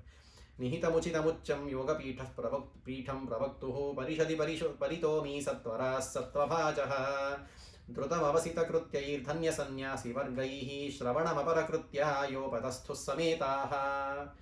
ಎಲ್ಲ ಆನ್ಹಿಕಗಳನ್ನು ಏನೇನು ಮಾಡ್ತಾ ಇದ್ರು ಅದನ್ನೆಲ್ಲ ಮಾಡಿ ಬೇಗ ಮುಗಿಸಿ ಅಧ್ಯಯನ ಮತ್ತೊಂದು ಎಲ್ಲವನ್ನೂ ಪಕ್ಕಕ್ಕಿಟ್ಟು ತಾವು ಇನ್ನೇನೂ ಯೋಚನೆ ಇಲ್ಲ, ಕೇವಲ ಶ್ರೀಮದಾನಂದ ತೀರ್ಥರು ಅವರ ಮುಂದೆ ಒಂದು ದೊಡ್ಡ ಒಂದು ಸಭೆ ಇದೆ. ಆ ಸಭೆಯಲ್ಲಿ ಒಂದು ಯೋಗ ಪೀಠವನ್ನು ಹಾಸಿಟ್ಟಿದ್ದಾರೆ. ಆ ಯೋಗ ಪೀಠದ ಮೇಲೆ ಶ್ರೀಮದಾನಂದ ತೀರ್ಥರು ಬಂದು ಪಾಠ ಪ್ರವಚನವನ್ನು ಪ್ರಾರಂಭ ಮಾಡಬೇಕು. ಅವರು ಬರೋದಕ್ಕೆ ಒಂದು ಕ್ಷಣ ಮುಂಚೆ ಎಲ್ಲರೂ ಅಲ್ಲಿ ಸನ್ನದ್ಧರಾಗಿ ಎಲ್ಲ ಬಿಟ್ಟ ಕಾರ್ಯಗಳನ್ನೆಲ್ಲ ಬಿಟ್ಟು ಆನಂದ ತೀರ್ಥರ ಪ್ರವಚನ ಅವರನ್ನ ಪಾಠವನ್ನು ಕೇಳುವುದೇ ತಮಗೆ ಅತ್ಯಂತ ಪರಮಶ್ರೇಷ್ಠವಾದಂತಹ ಶ್ರವಣಮಪರ ಕೃತ್ಯ, ಬೇರೆ ಶ್ರವಣಕ್ಕಿಂತ ಬೇರೆ ಯಾವುದ ದೊಡ್ಡ ಕೃತ್ಯವೂ ಇಲ್ಲ ಅನ್ನುವ ಅರ್ಥದಲ್ಲಿ ಅವರೆಲ್ಲರೂ ಹೋಗಿ ಶ್ರೀಮದಾನಂದ ತೀರ್ಥರ ಮುಂದೆ ಕುಳಿತುಕೊಂಡು ಆ ಯೋಗ ಪೀಠದಲ್ಲಿ ಅವರ ಪ್ರವಚನಕ್ಕೆ ಕಾತರರಾಗಿ ಕಾಯ್ದುಕೊಂಡು ಕೂತಿದ್ದರು ಅಂತ. ಅಷ್ಟೇ ಅಲ್ಲ, ಅದು ಪಾಠ ಕೂಡ, ಬರೀ ಪ್ರವಚನ ಅಲ್ಲ, ಪಾಠ. ಆದ್ದರಿಂದ ಅದರಲ್ಲಿ ಏನುವಂತಹ ಅಂಶಗಳನ್ನೆಲ್ಲ ನೋಟ್ ಮಾಡ್ಕೊಳ್ಬೇಕು. ಆದ್ದರಿಂದ ಅವರು ಅವರ ಗ್ರಂಥಗಳು ಮತ್ತು ಅವರ ತಾಡವಾಲೆಗಳನ್ನು ಅವರನ್ನು ಹೇಗೆ ಇಟ್ಕೊಂಡಿದ್ರು ಅಂತ ಅದನ್ನು ವರ್ಣನೆ ಮಾಡ್ತಾರೆ ನಾರಾಯಣ ಪಂಡಿತಾಚಾರ್ಯರು. ಎಷ್ಟು ಸುಂದರವಾಗಿ ಎಲ್ಲರೂ ಕೂಡ ಒಂದು ಶ್ರದ್ಧೆಯಿಂದ ಬಭುರಮಲಗುಣಾನಾಂ ಶೋಭನಾಚ್ಛಾದನಾನಾಂ, ಸುಂದರವಾಗಿ ತಾಳೆವಾದೆ ಗರಿಗಳನ್ನು ಏನಿರ್ತವೋ ಅದರ ತಮ್ಮ ಪಠ್ಯಪುಸ್ತಕಗಳನ್ನ ಗ್ರಂಥಗಳನ್ನೆಲ್ಲ ಆಗಿನ ಕಾಲ, ಮತ್ತು ಗ್ರಂಥ ಅಂದರೆ ನಮ್ಮ ಹಾಗೆ ಟೆಕ್ಸ್ಟ್ ಬುಕ್ ಅಲ್ವಲ್ಲ, ಎಲ್ಲ ತಾಡವಾಲೆ ಗರಿಗಳೇ ಮತ್ತು ತಾಳೆ ಗರಿಗಳನ್ನು ಇಟ್ಕೊಂಡು ಅದರ ಜೊತೆ ಅದನ್ನು ಕಟ್ಟೋದಿಕ್ಕೆ ಒಂದು ದಾರದಿಂದ ಕಟ್ಟಿ ಅದನ್ನು ಮತ್ತೆ ಒಂದು ಒಳ್ಳೆಯ ರೇಷ್ಮೆಯ ವಸ್ತ್ರದಿಂದ ಅದನ್ನು ಸುತ್ತಿ ಅದರ ಮೇಲೆ ಒಂದು ಮತ್ತೆ ದಾರವನ್ನು ಕಟ್ಟಿ ಅದನ್ನು ಇಟ್ಕೊಂಡಿರ್ತಾರೆ. ಅದನ್ನೆಲ್ಲ ತೆಗೆದುಕೊಂಡು ಇಟ್ಕೊಂಡು ತಾವು ಏನು ಅದನ್ನು ಬರೆಯೋದಕ್ಕೆ ಒಂದು ಆ ಲೇಖನಿ ಇರುತ್ತಾ ಇತ್ತೋ ಅದನ್ನೆಲ್ಲ ಸರಿಯಾಗಿ ಇಟ್ಕೊಂಡು ಅದನ್ನೆಲ್ಲ ಹರಡಿಕೊಂಡು ಎಲ್ಲ ಇಟ್ಕೊಂಡ್ರಂತೆ. ಅವರ ಗ್ರಂಥಗಳಲ್ಲಿ ಒಂದು ಸ್ವಲ್ಪ ಇಣುಕಿ ನೋಡಿದರೆ ಹೇಗಿತ್ತು ಅವರ ಗ್ರಂಥ, ತಾಳೆಗರಿಗಳಲ್ಲಿ ಹೇಗಿತ್ತು ಅವರ ಲೇಖನ ಅಂತಂದರೆ, ಅನತಿ ವಿರಲಭಾವ ಅಪ್ಯನನ್ಯೋನ್ಯಸಂಗ ರುಜುತರ ತತನಾನಾ ಪಂಕ್ತಿ ಸಾಮ್ಯಾಪ್ತ ಶೋಭಾ ದ್ವಿರದ ತುರಗದೇಶ್ಯ ದೂರತೋ ವರ್ಜಿತಾಂತಾಃ ಕುಶಲ ಲಿಖಿತ ರೂಪಾ ರೇಜಿರೇ ತೇಷು ವರ್ಣಾಃ. ಆ ಅಕ್ಷರಗಳ ಸಮೂಹವನ್ನು ವರ್ಣನೆ ಮಾಡ್ತಾರೆ ನಾರಾಯಣ ಪಂಡಿತರು. ಎಷ್ಟು ಚೆನ್ನಾಗಿ ಬರೆದಿಟ್ಕೊಂಡಿದ್ರು ಆ ತಾಳೆಗರಿಗಳ ಮಧ್ಯದಲ್ಲಿ ಅಂತ. ನಾವು ಇಲ್ಲಿ ಈಗಿನ ಕಾಲದಲ್ಲಿ ಒಳ್ಳೆಯ ಒಂದಿಷ್ಟು ಅನುಕೂಲವಾಗಿರುವಂತಹ ಒಂದು ಪುಸ್ತಕದ ಮೇಲೆ ಪೆನ್ ಕೊಟ್ಟು ಬರೆದ್ರು ಅಷ್ಟರ ಮಟ್ಟಿಗೆ ನಾವು ಹಿಡಿದು ಬರೆಯೋಕ್ಕಾಗಲ್ವೋ ಏನೋ. ಆ ತಾಳೆಗರಿಗಳ ಮೇಲೆ ಬರೆಯೋದು ಅಂದ್ರೆ ಏನು ಸಾಧಾರಣ ಅಲ್ಲ. ಅಂಥದ್ರಲ್ಲಿ ಅವರು ಬರೆದಿರೋದು ಎಷ್ಟು, ಒಂದು ಅಕ್ಷರ ಮತ್ತು ಇನ್ನೊಂದು ಅಕ್ಷರಕ್ಕೆ ತುಂಬ ಅಂತರವಿಲ್ಲ, ಅಥವಾ ತುಂಬ ಹತ್ಕೊಂಡ ಹಾಗೆ ಎಲ್ಲ ಮೆತ್ಕೊಂಡ ಹಾಗೆ ಅಕ್ಷರಗಳು ಅಲ್ಲ, ಅಷ್ಟಷ್ಟೇ ಸ್ಪಷ್ಟವಾದ ದೂರ, ಅಷ್ಟಷ್ಟೇ ನೀಟಾಗಿ ಬರ್ಕೊಂಡಿರುವಂಥದ್ದು. ಮತ್ತು ನಾನಾ ಪಂಕ್ತಿ ಸಾಮ್ಯಾಪ್ತ ಶೋಭಾಹ, ಎಲ್ಲ ಬೇರೆ ಬೇರೆ ಸಾಲುಗಳಲ್ಲಿ ಬರೆದುಕೊಂಡಿರುವಂಥದ್ರಲ್ಲಿ ಆ ಸಾಲುಗಳಲ್ಲಿ ಈಕ್ವಲ್ ಡಿಸ್ಟೆನ್ಸ್. ಇವಾಗ ನಾವು ಈ ಮೈಕ್ರೋಸಾಫ್ಟ್ ವರ್ಡಲ್ಲಿ ಮಾಡಬೇಕಂತವಲ್ಲ, ಪ್ಯಾರಾಗ್ರಾಫ್ ಮಧ್ಯದಲ್ಲಿ ಲೈನ್ ಸ್ಪೇಸಿಂಗ್ ಅಡ್ಜಸ್ಟ್ ಮಾಡಬೇಕು, ಅಷ್ಟರ ಮಟ್ಟಿಗೆ ಅವರು ತಾಳೆವಾಲೆಗಳಲ್ಲಿ ಗರಿಗಳಲ್ಲಿ ಬರೆದ್ರು ಕೂಡ ಆ ಒಂದೊಂದು ಸಾಲುಗಳ ಮಧ್ಯದಲ್ಲಿ ಅಷ್ಟಷ್ಟೇ ಕ್ರಮವಾಗಿ ಅಷ್ಟಷ್ಟು ಅಂತರವನ್ನು ಬಿಟ್ಟು ಆ ಅಕ್ಷರಗಳನ್ನು ಬರೆಯಬೇಕಾದ್ರೂ ಅದು ಅವರ ಕುಶಲತೆ ನೋಡಬೇಕು. ದ್ವಿರದ ತುರಗ ದೇಶ್ಯ ದೂರತೋ ವರ್ಜಿತಾಂತಹ ಕುಶಲ ಲಿಖಿತ ರೂಪಾಹ ಅಂತಂದ್ಬಿಟ್ಟು ಆ ಅಕ್ಷರಗಳು ಹೇಗಿದ್ದವು ಅಂದರೆ ಕೆಲವು ದೊಡ್ಡ ಅಕ್ಷರಗಳು, ಕೆಲವು ಚಿಕ್ಕ ಅಕ್ಷರಗಳು. ಅಂದರೆ ಮೂಲ ಶ್ಲೋಕಗಳನ್ನೆಲ್ಲ ಚಿಕ್ಕ ಅಕ್ಷರಗಳಲ್ಲಿ ಬರೆದು ಅದರ ವ್ಯಾಖ್ಯಾನ ರೂಪವಾದ ಅವರು ಏನು ಅರ್ಥ ಮಾಡಿಕೊಂಡಿದ್ರು ಅಥವಾ ಆಚಾರ್ಯರ ವ್ಯಾಖ್ಯಾನವೇನಿತ್ತು ಅದನ್ನು ದೊಡ್ಡ ದೊಡ್ಡ ಅಕ್ಷರಗಳಲ್ಲಿ ಬರೆದಿಟ್ಟು ಅದನ್ನು ಮತ್ತೆ ಸಮಾನವಾಗಿ ಬರೆದಿಟ್ಟು ಅದು ಹೇಗೆ ಕಾಣುತ್ತಿತ್ತು ಅಂತಂದರೆ ಒಂದಷ್ಟು ಆ ಚಿಕ್ಕ ಚಿಕ್ಕ ಅಕ್ಷರಗಳಲ್ಲಿ ಬರುವಂತಹ ಮೂಲ ಶ್ಲೋಕಗಳಲ್ಲೇ ಒಳ್ಳೆಯ ಕುದುರೆಯ ಸಾಲುಗಳಲ್ಲಿ ಇದ್ದಾಗಿತ್ತಂತೆ. ಈ ದೊಡ್ಡ ದೊಡ್ಡ ಅಕ್ಷರಗಳಲ್ಲಿ ಬರುವಂಥದ್ದು ಆನೆಗಳ ಸಾಲು ಹಾಗೆ ಅದರ ಸುತ್ತಲೂ ಹಾಗೆ ಒಳ್ಳೆಯ ಒಂದು ಸೇನೆ ನಿಂತರೆ ಹೇಗೆ ಕುದುರೆಗಳು ಆನೆಗಳ ಸಾಲು ನಿಲ್ಲತ್ವಲ್ಲ ಆ ರೀತಿ ಸುಂದರವಾಗಿ ಬರೆದುಕೊಂಡು ಇಟ್ಕೊಳ್ತಾ ಇದ್ರು ಅಂತ. ಇದರಲ್ಲಿ ತಿಳ್ಕೋಬೇಕಾಗಿರೋ ಅಂಶ ಏನು ಅಂತಂದರೆ, ಒಂದು ಅವರಲ್ಲಿ ಆಚಾರ್ಯರ ಗ್ರಂಥಗಳಲ್ಲಿ ಅದನ್ನು ಇಟ್ಕೊಳ್ಳೋ ಅದನ್ನು ಕಾಪಾಡಿಕೊಳ್ಳಬೇಕು ಅನ್ನುವಂಥ ಶ್ರದ್ಧೆ ಎಷ್ಟು ಶ್ರೇಷ್ಠವಾದದ್ದು ಅಂತ ಅದನ್ನು ಗಮನಿಸಬೇಕು. ಅಷ್ಟೇ ಅಲ್ಲ, ಆಗಿನ ಕಾಲದಲ್ಲಿ ಈ ರೀತಿ ಅದನ್ನು ಲೇಖನವನ್ನು ಬರೆದಿಟ್ಟುಕೊಂಡು ಎಷ್ಟೇ ಕಷ್ಟವಾದರೂ ಅದನ್ನು ಲೇಖನವನ್ನು ಬರೆದಿಟ್ಕೊಂಡು ಅದನ್ನು ಅಧ್ಯಯನ ಮಾಡೋದಕ್ಕೆ ಇವೆಲ್ಲ ಪ್ರತಿಗಳನ್ನು ತಯಾರು ಮಾಡ್ಕೊಳ್ತಾ ಇದ್ರು ಅಂತ ಒಂದು ಅಂಶ. ಇದನ್ನೆಲ್ಲವನ್ನು ನಾರಾಯಣ ಪಂಡಿತಾಚಾರ್ಯರು ಸೂಕ್ಷ್ಮವಾಗಿ ಗಮನಿಸಿ ಅದನ್ನು ಬರೆದಿದ್ದಾರಲ್ಲ, ಅದು ಒಂದು ವಿಶೇಷ. ಆದ್ದರಿಂದ ನಾನು ನಿನ್ನೆ ಹೇಳ್ತಾ ಇದ್ದ ಹಾಗೆ ಈ ಪ್ರಸಂಗಗಳನ್ನೆಲ್ಲ ಗಮನಿಸಿದಾಗ ನಾರಾಯಣ ಪಂಡಿತಾಚಾರ್ಯರು ಬೇರೆ ಪ್ರಸಂಗಗಳಲ್ಲಿ ಅರ್ಥಾತ್ ಶ್ರೀಮದಾನಂದ ತೀರ್ಥರ ಅವರ ಬಾಲ್ಯದ ಪ್ರಸಂಗ ಅವನ್ನೆಲ್ಲ ನೇರವಾಗಿ ಕಂಡಿಲ್ಲ ಅವರ ನಾರಾಯಣ ಪಂಡಿತಾಚಾರ್ಯರು. ಆದರೆ ಇಂಥ ಒಂದಷ್ಟು ಅಂಶಗಳನ್ನು ಈ ಶ್ಲೋಕಗಳನ್ನೆಲ್ಲ ನೋಡಿದಾಗ ಇವುಗಳನ್ನೆಲ್ಲ ಅವರು ಎಲ್ಲ ಒಂದು ಸಭೆಯ ಸಭಿಕರ ಮಧ್ಯದಲ್ಲಿ ತಾವೂ ಕುಳಿತು ಶ್ರೀಮದಾನಂದ ತೀರ್ಥರ ಪ್ರವಚನವನ್ನು ಕೇಳ್ತಾ ಶಿಷ್ಯರೆಲ್ಲರೂ ಹೇಗೆ ಆ ಪ್ರವಚನದಲ್ಲಿ ತೊಡಗಿಕೊಂಡರು, ಹೇಗೆ ಆಚಾರ್ಯರ ಸೇವೆ ಮಾಡಿದರು ಅನ್ನುವಂಥದ್ದನ್ನು ಸಾಕ್ಷಾತ್ ಕಣ್ಣಲ್ಲಿ ನೋಡುತ್ತಾ ಅವುಗಳನ್ನೆಲ್ಲ ಒಂದು ದಿನದ ದಿನಚರಿಯನ್ನು ಬರೆದಿಟ್ಕೊಂಡಿರಬಹುದು ಅಂತ ನನ್ನ ಮನಸ್ಸಿಗೆ ಅನಿಸುತ್ತೆ. ಇದನ್ನೆಲ್ಲ ನೋಡ್ತಾ ಇದ್ರೆ ಇಷ್ಟು ಸಣ್ಣ ಸಣ್ಣ ಸೂಕ್ಷ್ಮವಾದ ವಿಚಾರಗಳನ್ನು ತೆಗೆದಿಟ್ಟು ತೋರಿಸೋದು ನೋಡೋದಾದ್ರೆ ಆ ರೀತಿ ಅವರು ಸ್ಪಷ್ಟವಾಗಿ ನೇರವಾಗಿ ನೋಡ್ತಾ ಇವುಗಳನ್ನೆಲ್ಲ ಅಲ್ಲಿ ವರ್ಣನೆ ಮಾಡ್ತಾ ಹೋಗ್ತಾ ಇದ್ದಾರೆ ಅಂತ ಅರ್ಥ ಮಾಡ್ಕೋಬೇಕು. ಅದರ ಶಿಷ್ಯರಲ್ಲೂ ಕೂಡ ಮತ್ತೆ ಯದ್ಯಪಿ ಆ ಮಾತನ್ನು ಹೇಳ್ತಾರೆ, ಎಲ್ಲಾ ಶಿಷ್ಯರು ಏನಾದ್ರು ಹೇಳಕ್ ಹೊರಟ್ರೆ My apologies to interrupt. Actually, I could not hold myself, so that's why I'm interrupting. Sorry about that.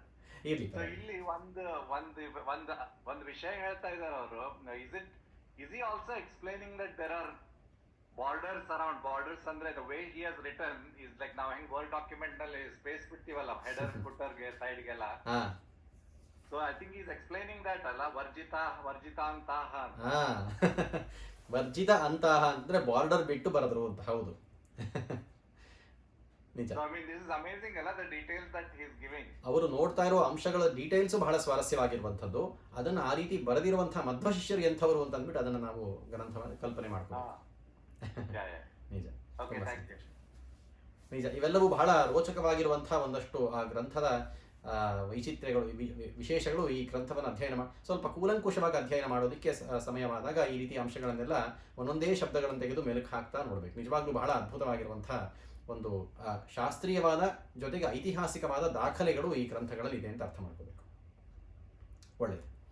ಈ ಶಿಷ್ಯರಲ್ಲೂ ಕೂಡ ಪಾಪ ಹೇಳ್ತಾರೆ, ಎಲ್ಲ ಶಿಷ್ಯರು ಒಂದೇ ಥರ ಇರಲಿಲ್ಲ ಅಂತಲೂ ಪಾಪ ನಾರಾಯಣ ಪಂಡಿತಾಚಾರ್ಯರು ಅತ್ಯಂತ ನೇರವಾಗಿ ಆ ಮಾತನ್ನು ಹೇಳ್ತಾರೆ.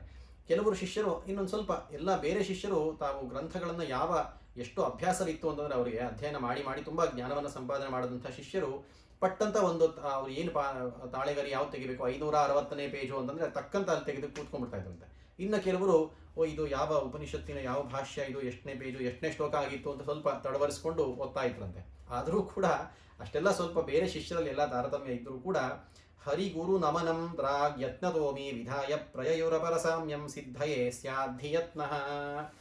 ಹರಿಗುರು ನಮಸ್ಕಾರಗಳನ್ನು ಮಾಡಿಕೊಳ್ಳುತ್ತಾ ತಮಗೂ ಆ ದೊಡ್ಡ ಶಿಷ್ಯರಂಥ ಯೋಗ್ಯತೆ ಬರಲಿ ಅಂತಂದ್ಬಿಟ್ಟು ಅವರ ಜೊತೆಗೆ ಪ್ರತಿಸ್ಪರ್ಧಿಗಳಾಗಿ ನಾವು ಕೂಡ ಆ ಕ್ಷಮತೆಯನ್ನು ಸಂಪಾದನೆ ಮಾಡೋಣ ಅಂತಂದ್ಬಿಟ್ಟು ಆ ಶ್ರದ್ಧೆಯಿಂದ ಕುಳಿತುಕೊಂಡ್ರಂತೆ ಸಿದ್ಧಯೇ ಸ್ಯಾಧಿ ಯತ್ನಃ. ನೀವು ಸಿದ್ಧಿ ಪಡಿಬೇಕು ಅಂದರೆ ಪ್ರಯತ್ನವನ್ನು ಮಾಡಬೇಕು, ಅದರ ತಾನೇ ಸಿದ್ಧಿ ಬರೋದು ಅಂತಂದ್ಬಿಟ್ಟು ಆ ಮಾತನ್ನು ತುಂಬ ಒಂದು ಎಲ್ಲರಿಗೂ ಒಂದು ಕಿವಿ ಮಾತನ್ನು ಮೂಲಕ ಹೇಳಿ ತೋರಿಸ್ತಾರೆ.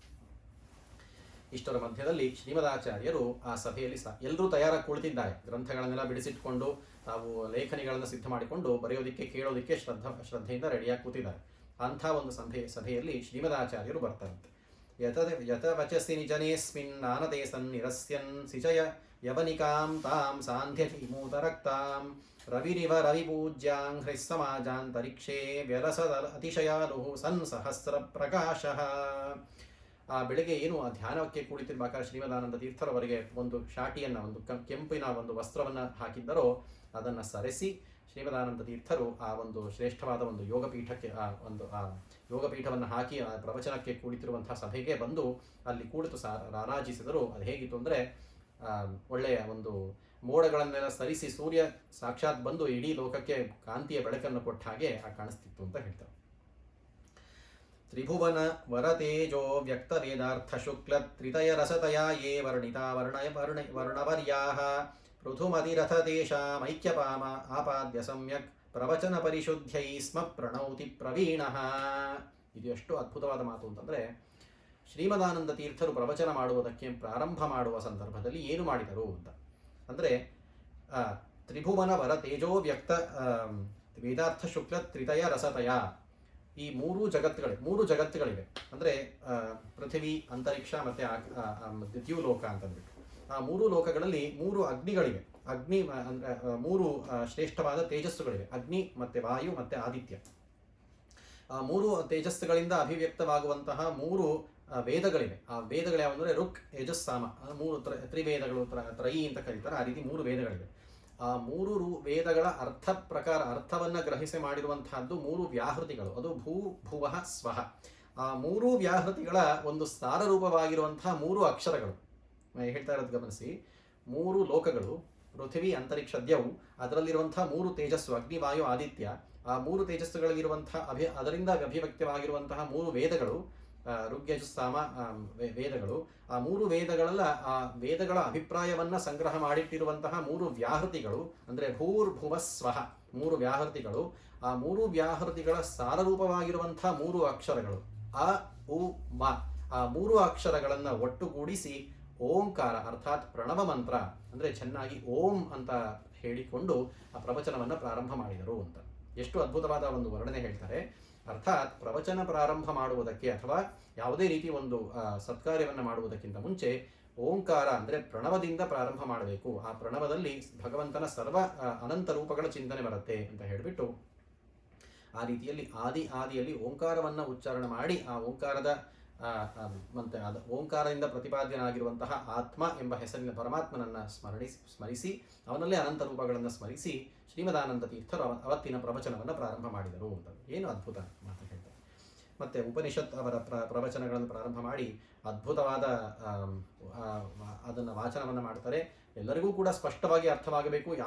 ಯಾವುದೇ ಒಂದು ಹಂತದಲ್ಲಿ ಯಾವುದೇ ಸ್ತರದಲ್ಲಿರುವಂತಹ ಶಿಷ್ಯರಿಗಾದರೂ ಕೂಡ ತಮ್ಮ ಯೋಗ್ಯತಾನುಸಾರವಾಗಿ ಶ್ರೀಮದಾನಂದ ತೀರ್ಥರು ಆ ಅರ್ಥಗಳನ್ನು ಸ್ಪಷ್ಟವಾಗಿ ಅರ್ಥವನ್ನು ಮಾಡಿಸಿದರು ಅಂತಂದ್ಬಿಟ್ಟು. ಮತ್ತು ಪ್ರವಚನ ಮಾಡುವುದು ಅಂದರೆ ಸುಮ್ಮನೆ ಒಂದೇ ಪ್ರವಚನ ಅಂತಲ್ಲ, ಅವರಿಗೆ ಇದು ಪಾಠ ಪ್ರವಚನ, ಇದು ಪಾಠ ಇದು. ಆದ್ದರಿಂದ ಶಿಷ್ಯರಿಗೆ ಬರುವಂಥ ಎಲ್ಲ ಸಂಶಯಗಳನ್ನು ಕೂಡ ದೂರ ಮಾಡಬೇಕು. ಅದೇ ನಿಜವಾದ ಗುರುಗಳ ಲಕ್ಷಣ. ಅವರು ಶಿಷ್ಯರು ಎಂಥ ಪ್ರಶ್ನೆಗಳಾದರೂ ಕೇಳಿದ್ರು ಶ್ರೀಮದಾನಂದ ತೀರ್ಥರು ಅದನ್ನು ಕೋಪ ಮಾಡ್ಕೋತಾ ಇರಲಿಲ್ಲ. ಕೆಲವರು ಅದಕ್ಕೆ ತುಂಬ ವಸ್ತುನಿಷ್ಠವಾದ ಪ್ರಶ್ನೆಯನ್ನು ಕೇಳ್ತಾ ಇದ್ರು, ಕೆಲವರು ಆಗ್ರಹ ರೂಪವಾಗಿರುವಂಥದ್ದು. ಇದು ಇನ್ನು ಬೇರೆ ಒಂದು ಮತದಲ್ಲಿ ಒಂದು ಭಾಷ್ಯದಲ್ಲಿ ಈ ರೀತಿ ಇದೆಯಲ್ಲ, ಇದಕ್ಕೇನು ಪರಿಹಾರ ಹೇಳ್ತೀರಿ ಅಂತ ಯಾವುದೇ ಥರದ ಪ್ರಶ್ನೆ ಬಂದರೂ ಕೂಡ ಅವರು ಹೇಗೆ ಅಂತಂದರೆ, ಯಾರಾದರೂ ಧನವನ್ನು ಬೇಡಿ ಬಂದರೆ ಅವನಿಗೆ 1-2 ರೂಪಾಯಿ ಅಲ್ಲ, ಇಡೀ ಅವರಿಗೆ ಕಲ್ಪನೆ ಮಾಡಿಕೊಳ್ಳೋಕ್ಕೂ ಆಗದೇ ಇರುವಷ್ಟು ಒಂದು ದೊಡ್ಡ ಧನದ ಸಂಪತ್ತನ್ನು ಕೊಡುವ ಹೇಗೆ ಸೂರ್ಯಪುತ್ರನಾದ ಕರ್ಣನಿದ್ದನೋ ಹಾಗೆ ಒಂದು ಪ್ರಶ್ನೆ ಅಂತ ಅವ್ರು ಏನಾದರೂ ಕೇಳಿದ್ರೆ ಅವರಿಗೆ ಅಪಾರವಾದ ಜ್ಞಾನದ ಭಂಡಾರವನ್ನೇ ಶ್ರೀಮದಾನಂದ ತೀರ್ಥರು ಕೊಡ್ತಾ ಇದ್ರಂತೆ.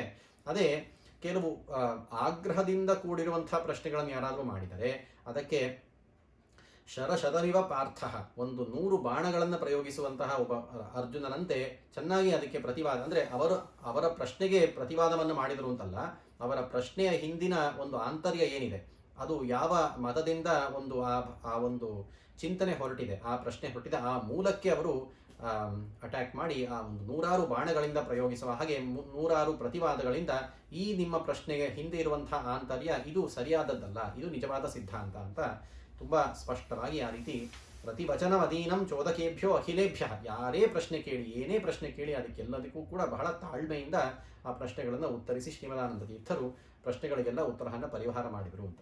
ಇದು ನಿಜವಾದ ಗುರುಗಳ ಲಕ್ಷಣ. ಸುಮ್ಮನೆ ಮೇಲ್ನೋಟಕ್ಕೆ ನಾವು ಏನೋ ಮಾತುಗಳನ್ನು ಹೇಳ್ತೀವಿ, ಅದನ್ನು ನಮ್ಮ ಮಾತನ್ನು ನಂಬಿ ನಾವೇ ಪರಮಶ್ರೇಷ್ಠರು ಅಂತ ಹೇಳ್ಕೊಂಡು ಓಡಾಡೋರು ಭಾಳಷ್ಟು ಜನ ಇರ್ತಾರೆ. ಆದರೆ ತಮ್ಮ ಮಾತಿನಲ್ಲೂ ಕೂಡ ಹಾಗೆ ನೋಡಿದ್ರೆ ಶಿಷ್ಯರಿಗೆ ಶ್ರೀಮದಾನಂದ ತೀರ್ಥರು ಒಂದು ಮಾತು ಹೇಳಿದ್ರೆ ಅದೇ ವೇದವಾಕ್ಯ ಮುಗಿದೋಯ್ತು. ಆದರೂ ಕೂಡ ಅವರು ಶ್ರೀಮದಾನಂದ ತೀರ್ಥರು ಕೂಡ ಅವರು ಏನೇ ಮಾತನ್ನು ಹೇಳಿದ್ರು ಕೂಡ ಅದಕ್ಕೆ ಮತ್ತೆ ಒಂದು ವೇದದ, ಉಪನಿಷತ್ತಿನ, ಮಹಾಭಾರತದ ಇತಿಹಾಸಗಳ ಒಂದು ಆಧಾರವನ್ನು ಕೊಟ್ಟು ಇದಕ್ಕೆ ಈ ರೀತಿ ಕಾರಣವಿದೆ, ಆದ್ದರಿಂದ ಇದನ್ನು ನನ್ನ ಮಾತು ಅಂತ ತಿಳಿದುಕೊಳ್ಳಬೇಡಿ, ಇದು ಭಗವಂತನ ಮಾತು, ಇದು ನಿಜವಾದ ಭಗವಂತನ ಆಂತರ್ಯ ಅಂತ ಸ್ಪಷ್ಟನೆ ಮಾಡಿಕೊಡ್ತಾ ಇದ್ರು. ಜೊತೆಗೆ ಅದರ ಮೇಲೆ ಬರುವಂಥ ಎಂಥದ್ದೇ ಪ್ರಶ್ನೆಗಳಾಗಿರಲಿ ಅದನ್ನು ಉಪೇಕ್ಷೆ ಮಾಡದೆ, ಕಡೆಗಣಿಸದೆ ಅದಕ್ಕೆ ಸ್ಪಷ್ಟವಾದ ಉತ್ತರವನ್ನು ಕೊಟ್ಟು ಮುಖ್ಯವಾಗಿ ಆ ಜನರ ಸಂಶಯವನ್ನು ಪರಿಹಾರ ಮಾಡ್ತಾ ಇದ್ರು. ಇದೇನೆಂದರೆ ಆನಂದ ತೀರ್ಥರಿಗೆ ಎಷ್ಟು ಜ್ಞಾನವಿದೆ ಅಂತ ಯಾರಿಗೂ ತೋರಿಸ್ಕೊಡ್ಬೇಕಾಗಿಲ್ಲ. ಅವರು ಗುರುಗಳು ನಿಜವಾಗ್ಲೂ ಮಾಡಬೇಕಾಗಿರೋ ಅದೇ ಮುಖ್ಯವಾದದ್ದು. ತಮ್ಮ ಜ್ಞಾನವನ್ನು ಬೇರೆಯವರಿಗೆ ಪರಿಚಯ ಮಾಡಿಕೊಳ್ಳುವುದರಲ್ಲಿ ಏನೂ ಸ್ವಾರಸ್ಯವಿಲ್ಲ. ಬೇರೆಯವರಿಗೆ ತಮ್ಮ ಏನು ಸಂಶಯಗಳಿರ್ತವೋ, ಏನು ಪ್ರಶ್ನೆಗಳಿರ್ತವೋ ಅದನ್ನು ಪರಿಹಾರ ಮಾಡಿ ಅವರಿಗೂ ಕೂಡ ಭಗವಂತನ ಸಾನ್ನಿಧ್ಯದ ಅರಿವನ್ನು ಮಾಡಿಸಿಕೊಟ್ಟರೆ ಅವನು ನಿಜವಾದ ಗುರು ಅಂತ ಕರೆಸ್ಕೊಳ್ತಾನೆ. ಆ ರೀತಿ ಶ್ರೀಮದಾನಂದ ತೀರ್ಥರು ಯದ್ಯಪಿ ಎಲ್ಲ ಗುರುಗಳಿಗೂ ಮೀರಿದ ಆದಿಗುರುಗಳಾಗಿರೋದ್ರಿಂದ ತುಂಬ ಸುಂದರವಾಗಿ ಎಲ್ಲರ ಪ್ರಶ್ನೆಗಳನ್ನು ಎಲ್ಲ ಪರಿಹಾರ ಮಾಡಿ ಪ್ರವಚನವನ್ನು ಮುಗಿಸಿದರು ಅಂತ. ಈ ಪ್ರವಚನ ಮಾಡುವುದು ಅಂದರೆ ಎಷ್ಟು ಹೊತ್ತಿಗೆ ಅಂದರೆ ಸೂರ್ಯೋದಯ ಆಗಿರೋದು ಎಷ್ಟು ಸಾಧಾರಣ ಒಂದು 6 ಗಂಟೆಗೋ 7 ಗಂಟೆಗೋ ಆಗಿರುತ್ತೆ ಅಂತ ಇಟ್ಕೊಳ್ಳಿ. ಸೂರ್ಯ ಮತ್ತೆ ಆ ಕಡೆ ಒಂದು ಪೂರ್ವ ದಿಕ್ಕನ್ನು ಹೊರಳಿ ಮಧ್ಯಾಹ್ನ ಅಂದರೆ ರವಿ ಅಂತ ಆಗಬೇಕು, ಅಂದರೆ ತಲೆ ಮೇಲೆ ನೆತ್ತಿ ಮೇಲೆ ಬಂದು ಪಶ್ಚಿಮದ ಕಡೆ ವಾಲಬೇಕು, ಅಲ್ಲಿಯವರೆಗೆ ಪ್ರವಚನ ಮಾಡ್ತಾ ಇದ್ರು. ಅಂದರೆ ಸುಮ್ಮನೆ 1 ಗಂಟೆ ಪ್ರವಚನ ಮಾಡೋದಲ್ಲ, 4-5-6 ಗಂಟೆಗಳಷ್ಟು ಪ್ರತಿದಿನವೂ ಪ್ರವಚನ, ಅಂದರೆ ಪಾಠ ಪ್ರವಚನಗಳು. ಅರ್ಥಾತ್ ಶ್ರೀಮದಾನಂದ ತೀರ್ಥರು ಅದರ ಬಗ್ಗೆ ಎಷ್ಟು ಎಷ್ಟು ಒತ್ತನ್ನು ಕೊಟ್ಟಿದ್ರು ಪಾಠ ಪ್ರವಚನಗಳ ಬಗ್ಗೆ ಅಂತ ಈ ಒಂದು ಸಂದರ್ಭದಲ್ಲೂ ಅರ್ಥ ಮಾಡ್ಕೋಬಹುದು. ಅವರೇ ಸ್ವತಃ ಹೇಳ್ತಾರೆ. ಕೆಲವು ಎಲ್ಲ ದೇವರ ಉಪಚಾರಗಳನ್ನು, ದೇವ ಸೇವೆಗಳನ್ನೆಲ್ಲ ಬರುತ್ತವೆ, ಆ ಎಲ್ಲ ಸೇವೆಗಳನ್ನು ತಾರತಮ್ಯ ಪ್ರಕಾರವಾಗಿ ಅದು ತೋರಿಸ್ತಾ ಹೋಗಿ ಎಲ್ಲಕ್ಕಿಂತ ಎತ್ತರವಾದದ್ದು ಪಾಠ ಪ್ರವಚನಗಳು ಅಂತ ಅಂದ್ಬಿಟ್ಟು ಶ್ರೀಮದಾನಂದ ತೀರ್ಥರ ಮಾತನ್ನು ಹೇಳ್ತಾರೆ ಮುಂದೆ. ಇಷ್ಟೆಲ್ಲ ಆದ ನಂತರ ಸೂರ್ಯ ಪಶ್ಚಿಮ ದಿಕ್ಕಕ್ಕೆ ಹೊರಡುವಂತಹ ಸಮಯವನ್ನು ನೋಡಿಕೊಂಡು ಇದು ಮಾಧ್ಯಾಹ್ನಿಕದ ಕಾಲ, ಇದಕ್ಕೆ ಸರಿಯಾದ ಶ್ರೇಷ್ಠವಾದ ಕಾಲ ಅಂತ ಅಂದ್ಬಿಟ್ಟು ಅವರು ಅಲ್ಲಿಂದ ಮತ್ತೆ ಸ್ನಾನಕ್ಕೆ ಹೊರಟರು. ಅಂದರೆ ಯತಿಗಳು, ಯದ್ಯಪಿ ಎಲ್ಲರಿಗೂ ಅದು ವಿಹಿತ ಅಂತ ಅಂದ್ಕೊಳ್ಳಿ, ಯತಿಗಳಿಗೆ ಬೆಳಗ್ಗೆ ಒಂದು ಆಹ್ನಿಕ ಆಗಿರುತ್ತೆ, ಮತ್ತು ದೇವರ ಪೂಜೆ ನಿರ್ಮಾಲ್ಯದ ಒಂದು ಸಂದರ್ಭದಲ್ಲಿ ಆಹ್ನಿಕ ಆಗಿರುತ್ತೆ. ಪಾಠ ಪ್ರವಚನಗಳನ್ನು ಮುಗಿಸಿಕೊಂಡು ಹೊರಗೆ ಬಂದು ಮತ್ತೆ ದೇವರ ಪೂಜೆ ಕೂಡಬೇಕಾದ್ರೆ ಮತ್ತೆ ಒಂದು ಮುಖ್ಯವಾದ ಅವಗಾಹನ ಸ್ನಾನವನ್ನು ಮಾಡಿಕೊಂಡು ಭಗವಂತನಿಗೆ ಪೂಜೆ ಮಾಡಬೇಕು ಇತ್ಯಾದಿ ಕ್ರಮಗಳೆಲ್ಲ ಇರುತ್ತವೆ.